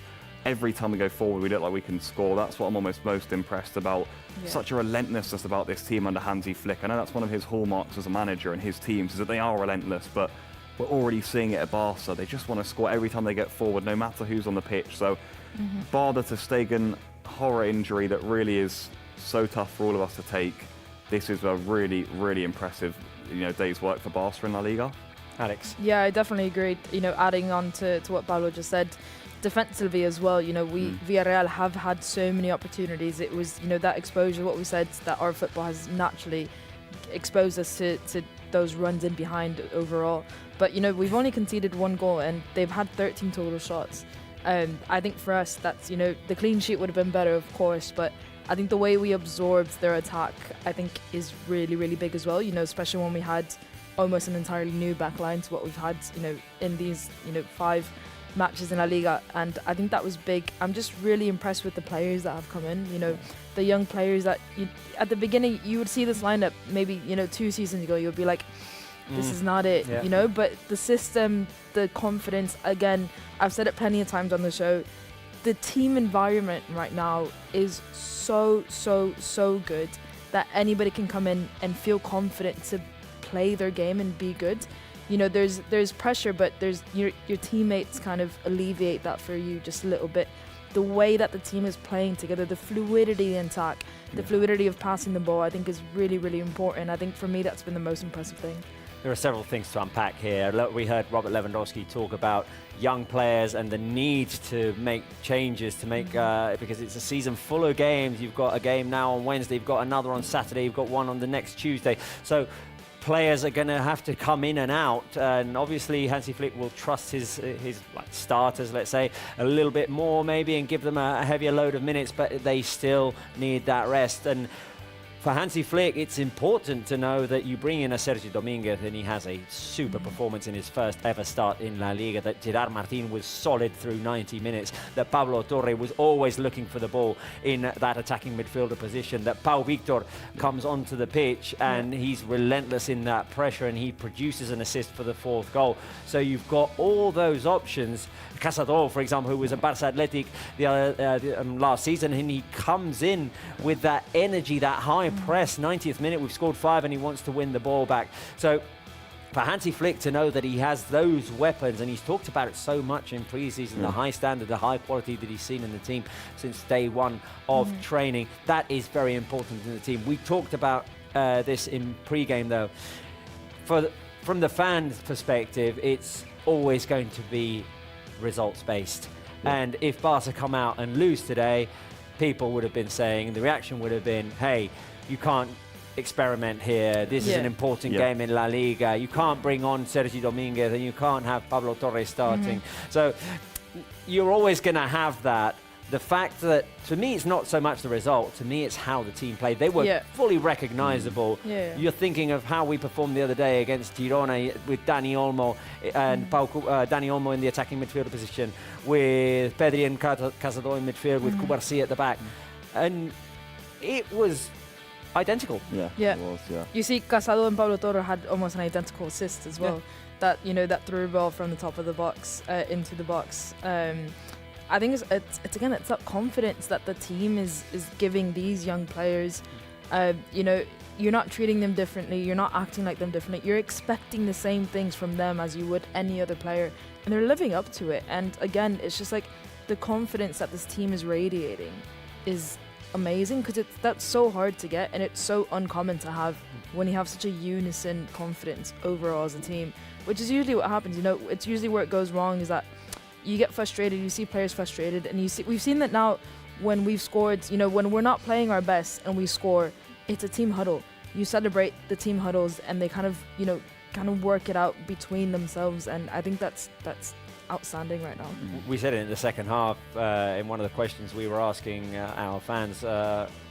It's the system, not the players at the moment. Oh, it really is. All of this, I give my hats off, give my credit to Hansi Flick. You're right, Alex. From day one, he treated the young players exactly the same, and he surprised even me. There has been times. Today's a decent example where I thought, we all took a bit of a deep breath in when we see the lineup. I don't think he does when he picks the lineup. I think for him, he sees what he sees in the training ground, and look what we saw on the pitch today. No difference whatsoever. The way they came in and dealt with that game in that atmosphere against that team, with the circumstances they were in the game, losing your captain to that injury at half-time. What we're seeing is incredible. It really is. That's exactly one of the other things I wanted to talk about, and I'm really looking forward to hearing from Hansi Flick today what his assessment of today's game will be, because we'll talk about individually the tough tasks that some of the players had to face today against Villarreal. But to me, there's two things about this team. One, they're very recognizable in the way they play, and it's starting to be automatic. It's starting to be like clockwork, was the word we were using at half time. The other one is this. It's the mindset, the mentality, and we've seen this team come back from 1-0 deficits in La Liga, Rayo Vallecano, in Valencia, for example. They've come back from those. Okay, we lost on Thursday in Monaco. tough blow for But everyone. even I think we scored right after the red card as well. we So I scored think right even after the that- red card in that game as well. Hey, it was 80 minutes with 10 men, Yeah. an accident, and the team proved that today. Today we lose our captain, and the second half of I was not expecting that. No. Second half from an emotional But I think point of view. I think because we're used to that. We're used to, you know, there's been a lot of times over the last, you know, especially the last few seasons where we put our head down and we're not able to recover from that. And, you know, that's been a consistent problem in Barcelona, that, you know, there's a lot of times that we get impacted and we're just not able to recover. Well, we've praised his performance so far in La Liga. Íñigo Martínez, one of the most used players by Hansi Flick this season, is standing next to Marbrau. Yeah, we are close to Íñigo Martínez just to analyze the victory here today in Villarreal. Íñigo, ¿qué tal? ¿Cómo estás? Buenas tardes. Hola, buenas. Bueno, primero te quiero preguntar por el partido. ¿Qué reacción, ¿no? Después de lo que pasó en la Champions? Evidentemente la línea del equipo era positiva. Puede decirse que fue un accidente, entre comillas. It was an accident in Monaco. Increíble. Sí, obviamente sabíamos que hoy iba a ser un partido complicado. We knew today was difficult. Que nos seguía en la clasificación. Villarreal was right behind us, playing catch up with us on the table. Que tiene nivel, que estamos muy bien y a pesar But de now eso, we're playing contra el very well. Monaco, que al final, pues bueno, era muy complicado dar la vuelta a aquel partido. And after Monaco, we knew that visit was always going to be difficult, down to 10, but today we again proved we create so many chances every game. Y contentos de seguir sumando de And we are happy Y siendo to keep capaces de with sobreponeros, points. ¿no? a un golpe duro como ha sido esa acción de Marc. What No about the sabemos nada injury? oficialmente, pero no sé We cómo don't está el know vestuario, el descanso. No sé también how qué long punto it's de gonna confianza take, para but, intentar conseguir la victoria por el equipo. But pero the también win por- is Son surely momentos for him. difíciles para todos. Yeah, it's pero obviamente difficult no es, moments for nada everyone. fácil para nadie. And Verle así a un injuries compañero siempre duele y terrible verle a nuestro for capitán anyone. pues más He's aún, ¿no? our captain. Entonces, animarle, arroparle en todo. We're going to be with him, giving support to Marc-André, No tengo ninguna duda de que entre todos levantaremos and todo esto. we'll all Y help bueno, him. esta victoria al fin y al And cabo this va- win, of va para course, él, que tanto will be nos aporta, dedicated to tanto him. nos ha dado y tanto que va a seguir dando, ¿no? A pesar de este bache. Y te hago la última, Íñigo.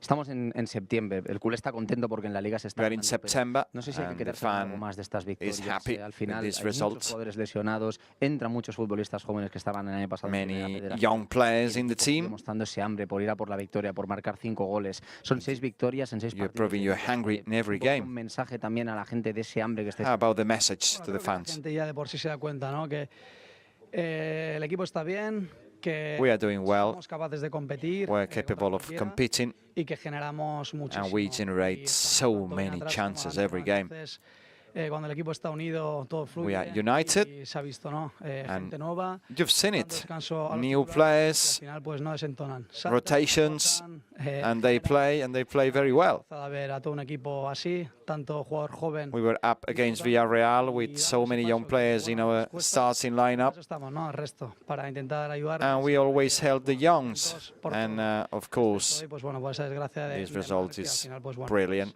no gusta a nadie. Gracias, Íñigo. Enhorabuena. Gracias. and congratulations. The words of Íñigo Martínez, very proud of the behavior of the team and of course dedicating the win to Marc-André Ter Stegen. Thank you very much, Marc. We're looking forward to hear from more players' reactions. Íñigo Martínez, definitely one of the highlights of this season. He struggled with injuries last season, and he's become a pillar in this Hansi Flick system. Yeah, definitely. I think he stepped up to the role that, aside from the football, you know, Araujo had the personality in the back line. He had the, you know, he had the aggression, he had the voice. I think Íñigo has kind of stepped up into that role of a leader in the back line. You know, Ter Stegen is that leader that we lost, but I think Íñigo, more now than ever, now that Ter Stegen's going to be gone, he's stepped into that role and he's, you know, he's proved it from the football, from the communication. I think that's been really, really key to the back line. And I was listening to that final answer, getting like goosebumps. How they talk about the togetherness in this team, helping the young players, how impressed the veterans are with how the youngsters are performing today. Íñigo pairing up with Sergi Domínguez, and we'll talk about that in just a second because Marbrau is with the scorer of 2 goals, Rafinha. Yeah, we are next to Rafinha, 5 goals this season. Our captain in the second half, the heart of the team, al lado de Rafinha. Rafa, ¿qué tal? ¿Cómo estás? Buenas tardes. Bueno, victoria, me imagino, de mucho valor por todo lo que ha pasado. Very important win for everything that happened in midweek, also today. Bueno, sabíamos la respuesta que teníamos que dar. We knew the answer después del partido de Mónaco. After the defeat in Monaco. Fuimos infelices ahí, salimos We were con una derrota. unhappy pero for losing, esto había que cambiar. but today we had to fix it. Tenemos que seguir sumando and we just have to get points everywhere we go. El partido que pasó. Si ganamos, si perdimos. We lost. Que está centrado en el próximo partido. And now we have to focus on the next game. Salimos con una buena victoria. Today was a terrific win. Y un equipo con mucha calidad. Against a very good side, Villarreal. Uno de los mejores de one of the best in Spain. Bueno, hemos sabido hacer bien y salir con la victoria, que es lo más importante. Lo que te iba a decir, marcar 5 goles aquí contra un Villarreal. 5 goals against Villarreal here. Sobreponiéndonos a la lesión de Marc, a un penalti fallado, cómo el equipo ha sabido sufrir. Injury, the penalty missed. Eso también es una manera de crecer, ¿no? That's a way of pero hacerlo growing as well. Es mucho mejor. Bueno, sabemos que durante el partido, obviamente no vamos a hacer un partido 100% perfecto. It's impossible to play perfect every game. Durante el partido vamos a sufrir y we know we're going to suffer some moments lo más importante, creo que esto, every single game. Esto ayuda mucho al equipo a mantenernos. But the win is obviously important, helps the team. Resultado. Y bueno, because it's a good result. Del penalti perdido.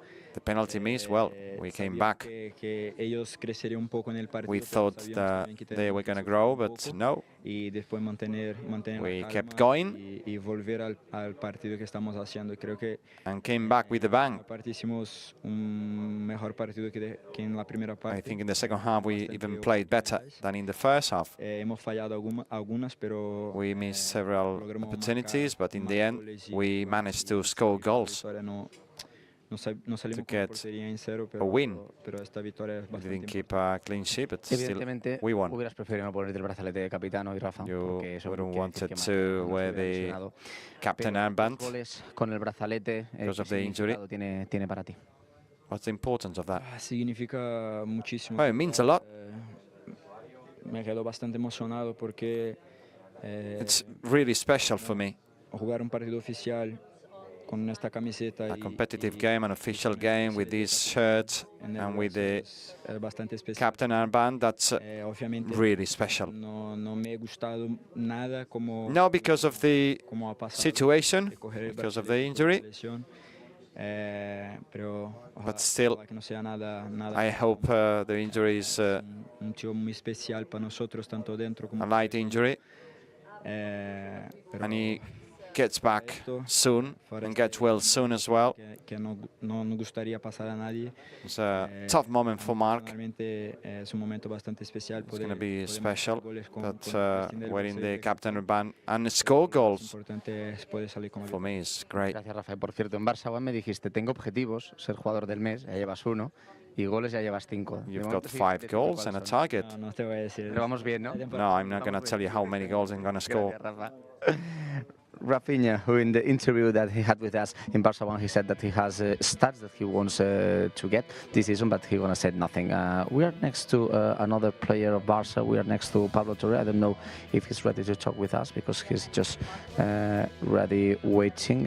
Please, Robert, wait a minute. I don't know if we can go with one of the best performances here. We are just, of course, looking for talking to Hansi Flick. Yeah, Pablo Torre is ready. Don't worry, no te voy a hablar en inglés, Pablo, don't worry. We're just live in Barça Live in English, pero Pablo, primero de todo, enhorabuena por la victoria, enhorabuena por cómo ha ido el partido. Y primero quiero preguntarte por cómo se toma el equipo esta victoria, ¿no? Porque venir aquí, como veníais de la Champions, ganar 1-5 contra Villarreal. Bueno, feliz. I'm happy. Hemos hecho un muy buen trabajo. I think we've done very well today. We worked hard. Vamos un poco dolidos por lo de Marc, ¿no? Maybe the injury para nosotros. It's strange for us to take, but en el campo y still le mucho ánimo y mucha we're gonna give him pero bueno, feliz por la victoria. Full support, but I'm happy for the win. Con buenos jugadores y bueno, al final felices. Yeah, happy. Recuerdo tu primer gol en Pilsen, Pablo. I remember your first goal in the Czech Republic. Han pasado muchas cosas desde So aquel many gol, pero things hoy has llegado aquí, have happened. titular, gol, asistencia. And today, en este partido para you scored another. Bueno, pues mucho trabajo, ¿no? Al final, Well, it's a lot of mucho trabajo. hard work. Trabajo en silencio y bueno, al In final, silence. Los resultados pueden llegar. Hay The que, results hay que always seguir trabajando. arrive, but you need to work hard. 6 de 6 en la Liga, evidentemente lo de la Champions, pues ahí está, habrá 6 tiempo de out of poder 6 in subsanar the league, of esa course, derrota, the pero champions with the ¿qué defeat. significa esta victoria para el equipo? What does it Porque mean el equipo for va sacando the team? jugadores, hay bajas, pero los que salís, que no This sois win? titulares, sacáis minutos y sacáis el partido adelante. Because you Es are espectacular, rotating ¿no? Como players está funcionando. and Bueno, sí, al one final, taking part. como he dicho, el trabajo diario es lo que Yeah, tiene. we work on a daily basis cuando very salen hard. jugadores, pues bueno, los demás intentamos tapar esas heridas como podemos, And, estamos respondiendo. We are y hay que responding seguir así. with results. Acabar. El gol no ha estado mal, ¿no? And the Estrenar goal? la Liga con el Barça por fin. Bueno, sí, es verdad, es mi primer gol. It's my first league goal, yeah. Pero bueno, I'm happy. cuenta igual. Y tanto que cuenta. Y te digo con cuidado que tienes el mister aquí al lado, a ver qué And dices. the coach Ya is veo, next ya to veo, you. le dejo a él. Okay. The hack between, gracias Pablo, muchas gracias. The hack between Pablo Torre and his coach that today said, okay, Pablo Torre, let's go to the lineup, let's play. And as all the players you have in the squad, Hansi, I always give good answers for the team. So what do you think about your players and about the win that you got today? No, this is what I see in the training. You know, we are very proud to have this quality in the training. So it's everyone give 100%, and when we play like a team like today, it's good. It's good to see that. You talked several times in press conference and here in our interviews that the most important is the idea. Of course, everything can happen. For example, what can happen in Monaco, but what is the key for that way of playing, 5 goal scoring, press until the last minute, and after all the things that happened today, what's the message? Wow, it's the message. It's the idea is really to press, to give the opponents no space, no time, and they make it really good. Our team make it really well. And also when we have the ball, when we have to receive the ball, it's also you can see how good we are. We find so in the first half was some minutes was not so good. So we also got the goal. But normally we are really when we play and find really all the spaces the opponent give us, then it's really good. What does it mean, this win, Mr. Flick, after what happened in Monaco, 6 consecutive wins in La Liga, after what happened to Marc? What does it mean? No, with Marc, it's really we are all sad because you can see that it's not. I think it's a huge injury. You can see his behavior when he lay on the pitch, and also when he goes out. It was unbelievable. This is really I'm really sad about this, and yeah. At this point we are not happy, but with the win, it's like football, you know. We have to accept this, and in the halftime, I also said to the team, come on, we play for Marc, give everyone 10% more if it's possible, and I think we had a great second half. The team did it. Congratulations, coach. Thank you very much. The words of our coach, of Hansi Flick, who is talking about Marc-Andre Ter Stegen state. We don't know exactly how is him right now.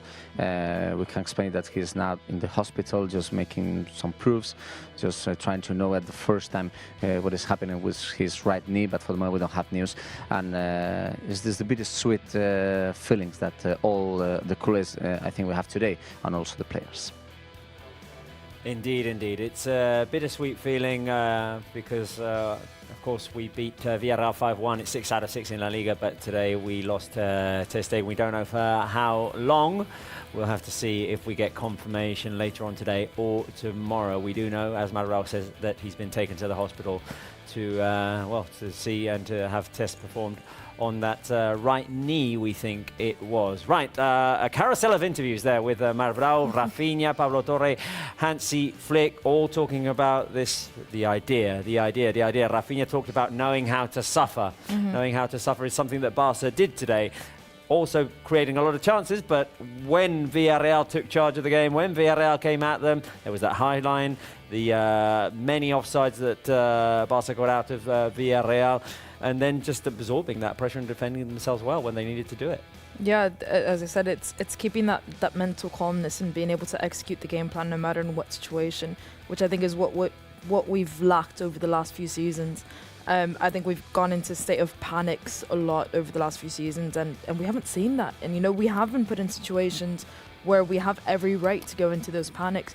You know, Monaco was one of them. Again, you know, the loss aside, it was a 2-1, you know, loss. You're 10 men down. I mean, 10 men down. Then we would have played with one. Yeah, we're exactly. 1 man down, playing with 10 players for 80 minutes of the match, and we only lost 2-1. You know, I think it's not great to drop points, but it could have been so much worse, and I think we handled that really well, especially because our goal came after the red card as well. Yeah. And I think it's not going into that state of panic, keeping our calmness and sticking to the game plan, but executing it really, really well. Just the whole steps of kind of establishing yourself, confidence to keep the game plan. We've been doing everything just perfect. And of course, the other element we haven't talked about yet, and it seems very obvious, is 17 shots, 10 on target, 5 goals. Yeah. Yeah, really good. I think right now La Liga teams are scared of Barcelona.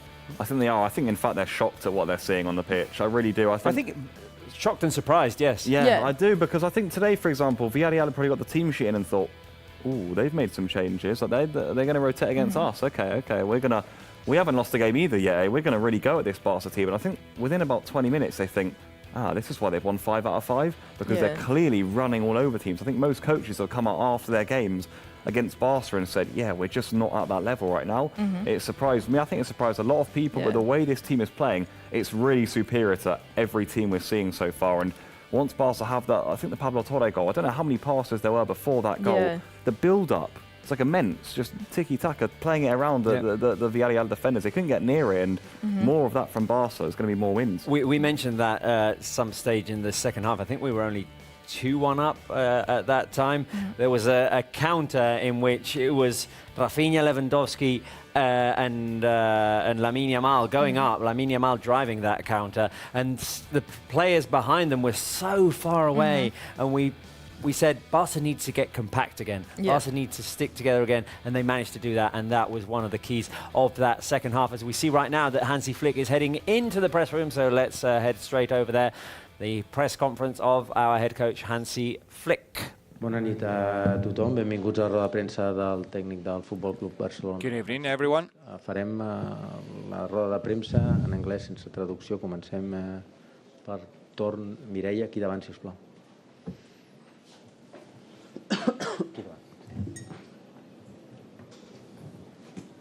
Hola, Hansi, bona nit. Mireia Ruiz, en directe a la TDT de Catalunya Ràdio. Com estàs? How are you doing? Com està l'equip després d'una gran exhibició del How is the team? però amb la mala notícia de la greu lesió de With the Ter bad Stegen? news of the injury.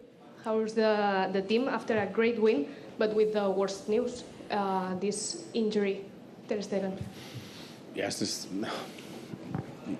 injury makes us sad. It's you know, when you win 5-1 in Villarreal, I think the fans here in the stadium, but also on the television, they saw a fantastic match. Also from Villarreal, it was unbelievable speed there, unbelievable dynamic in the match, and with really great goals from us, and so we are very happy with the 5-1, but at the end we are sad because I think the injury will be huge, but we have to wait for any informations. Okay. Hola, míster, aquí Marta Ramon en directe al Barça juga a RAC1, tenint en compte que no és la primera lesió greu que heu de fer front aquesta temporada, com t'afecta els teus plans com a entrenador? When you see this kind of injury that you see today, considering it's not the first big one you have to face this season, how does it affect your plans this season as a coach, and considering also it's the beginning of the season? No, it's like we do it till now. It's we have to accept it. It's not easy because you know, for Marc, this injury also for Marc Bernal, it's the injury it's happened. It's no one how would I say? I think for Mark today it was an accident. It's really tough. But we have enough players. We have enough players. As today we have to take care about the players also. So we did it, and I'm really proud. And also my coaching staff, we are proud of the team, how they played today. And so everyone who's coming in make it really fantastic. So it's for us was also a big win. Adrià. Tens aquí tens micrófono.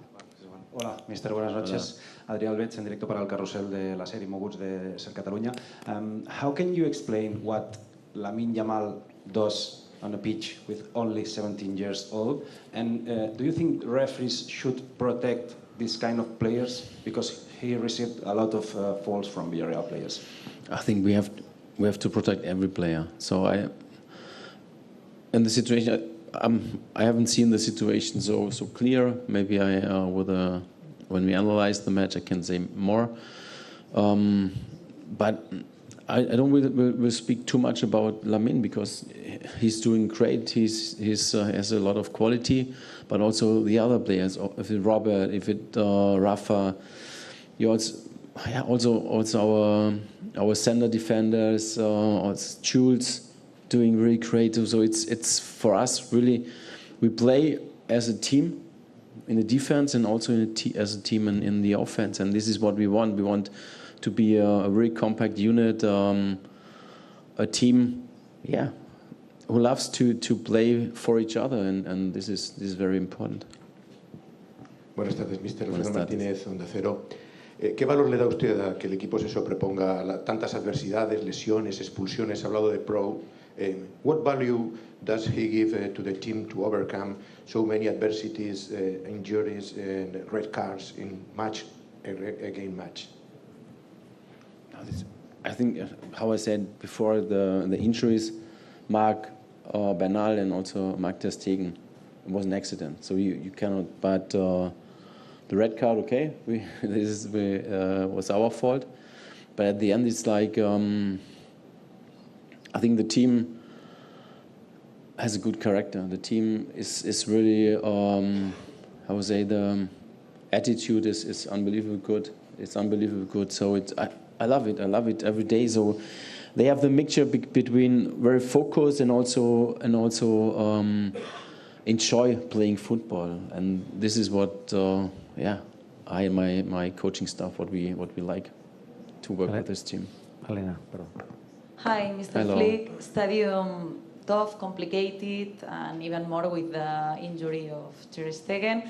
However, the team has still pushed for more goals. Does it make you proud? Yes, of course. It's also because also what I said to the team that Villarreal, when you see also the past last season, they never give up. They play 90 minutes, 95 minutes, 98 minutes, and push, and to score goals. It's really congratulations for that. It's when we analyze this team, it was really very good to see. It's good to see. I enjoyed it, and so this is why we have to take care and also press against the opponent with the ball, and we make it. How was it? 94 minutes, 98 minutes, really good. Here, Ángel Pérez, Mundo Deportivo. If sadly you confirm that Marc Ter Stegen is going to be out for a long time, do you prefer to sign a new keeper from another team or free, or you are happy, or you are going to finish the season with the keepers that you have in the team? Thank you.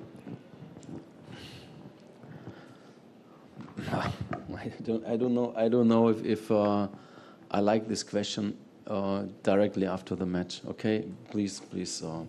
I think understand that I just want to see how it's about Marc, because he's our captain and he's a very important player for us, and I think also for the German national team. It's really makes me really sad about that, what happens in the first half. So please understand that I don't want to talk about that. Laia. Hi, Hansi. Hello. It's Laia Cervelló from The Athletic. I would like to ask you if you have been able to talk to Marc and how is he? No chance at the moment, no. Gràcies, bona nit. Thank you.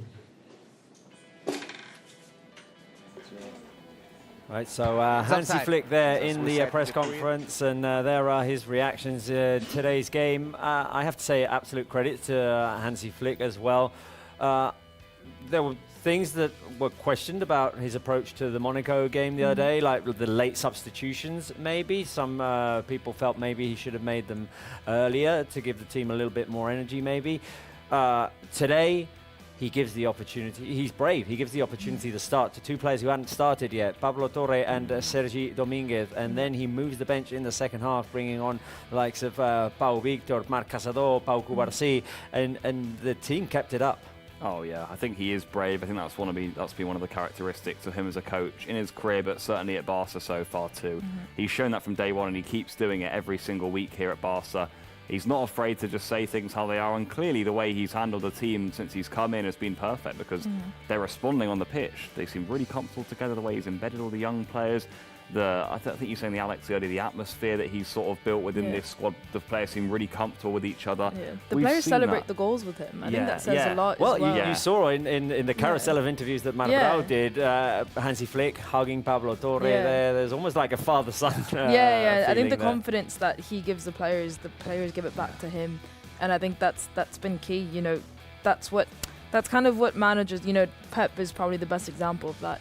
He gets responses so well from players because the players respect him so much, but he has to gain that respect. It's not just automatic, and I think Hansi Flick has that respect from the players that they will, you know, do what he wants, and it's that mutual respect because now he's giving, you know, opportunities to players that maybe under another coach would never get the minutes that they're getting now, would never get to play in a game like today. So that mutual respect, it's so comfortable, and it works both ways, and it's working for everybody right now. Right, for one last time, let's go to La Ceramica with Marbrau because we've still got to do MVP, Marc.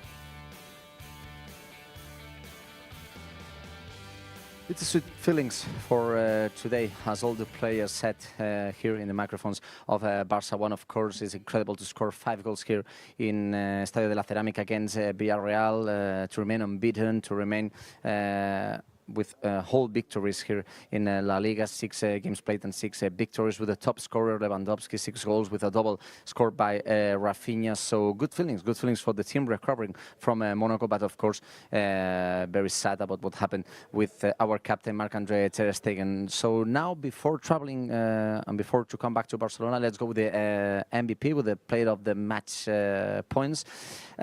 I had to think a lot about how many points I have to give to them, but I had cleared the players that I want to be here, but I didn't know the order. So finally, I give 3 points to Pablo Torre because maybe it can be one of the days that he deserves a lot. 1 goal, 1 assist, first time starting this season for this player. So I think that he deserves it a lot. So I will give 3 points to him. 2 points will go to Robert Lewandowski. Of course, he misses the penalty. He missed a penalty, but he scored twice in the first half. He fought a lot in the second half, and I think it was like as captain in the field. And our captain, after Marc-André Ter Stegen injuries, was Rafinha, and I think he deserved also 1 point. So these are my points for today, player of the match. And I have to say goodbye. Remember that in only 3 days we have another game against Getafe, finally at home, finally in Estadi Olympic Lluís Companys, Barça Getafe, to keep going on the top of the standings. So let's gonna say goodbye.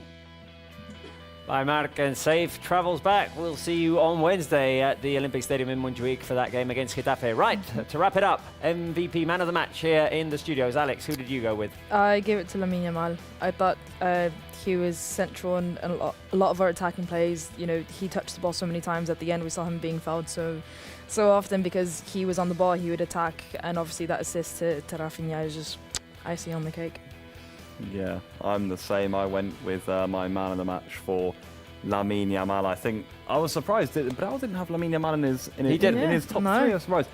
Give credit, I've missed out Pablo Torre in mine, so credit to Pablo Torre. I thought he was superb with the number 10 role too. But I thought Lamine, he created everything for Barca. Everything went through him. Some of it was brilliant. Even the The second goal, I think it was, the second goal for Lewandowski was obviously from his cross initially. Rafinha I had to put up there too because, I mean, the 2 goals at the end and obviously the way he fought, I think he improved in the second half. And then I have to give one to Lewandowski because getting the opening 2 goals in a game like this is as critical as it obviously is, so I have to give him credit too. I almost went with a top 3 of non-scorers today, but then I ultimately changed my vote for Lewandowski because he was the one who got it done at the beginning, who found the net, who made it easier for Barca to break the game open. Robert Lewandowski, the top scorer of the team this season, 6 goals for him, 5 for Rafinha, who's the second top goal scorer in La Liga. It was very, very hard to pick today. It was a great team effort. I went for Pablo Torre for 2 points because, as we said during the game, to get the start in that situation after the Olmo injury, coming off of the Monaco defeat in a game in which he's not the only other player who's getting his first start. Hansi Flick had made a lot of rotations. It's tough, and some players tend to hide sometimes when they get that opportunity and play it safe. Pablo Torre, no, he was always looking for the ball. He was on the ball more than Pedri was. Exactly. That says a lot. Goal and assist for Pablo Torre. And I wanted to credit Íñigo Martínez for being the commander of that high line, the commander of that defence. He's been playing so well this season. We heard from him. Hansi Flick has been very impressed with Íñigo Martínez this season. And Barca's defensive efforts go through him as well. Jules Koundé as well has been amazing all season long. Gerard Martin, Sergio Dominguez, they were all amazing today. But there you go. It's a triple crown today for Pablo man Torre. of the match, for player of the match, Pablo Torre. Can I just say, I said Pablo Torre, Torre, key player at the start of the match. Yeah. I just want to put that out into the world. Yeah, there you go. 5-1. None of us predicted that 5-1. A big win for Barca at La Ceramica. And guys, Wednesday, football again. 7 out of 7. Yeah, no, absolutely. It's relentless, this schedule. Well, good to be back home. It feels like it's been a while now, actually. It has been, It actually has been nearly. It's nearly been a month, actually. Yeah, no, it has been quite a few games. Obviously, tough week of away games Barca have had there. Good thing is there's 7 Champions League games to go, so calm on that front. We've kept the perfect streak up in La Liga. Getafe at home. Well, I mean, it's one of those, where you have to get through it. So, but it's good to be back home, and hopefully, if they play like that, Barca will be absolutely fine. I think we're good. We'll see all of you guys watching us on Barca Live on Wednesday, half an hour before the game, with the pre-game show, and then, of course, play-by-play and the post-game show as well. We'll look forward to it. It's just 3 days away. Relentless schedule. Right, a 5-1 win for Barca at La Ceramica. On we go in La Liga. We're at the top of the table, 6 out of 6, 18 points out of 18 possible. From us here at Barca Studios, that's all for today. We'll see you on Wednesday. Thank you very much for watching. Visca Barça.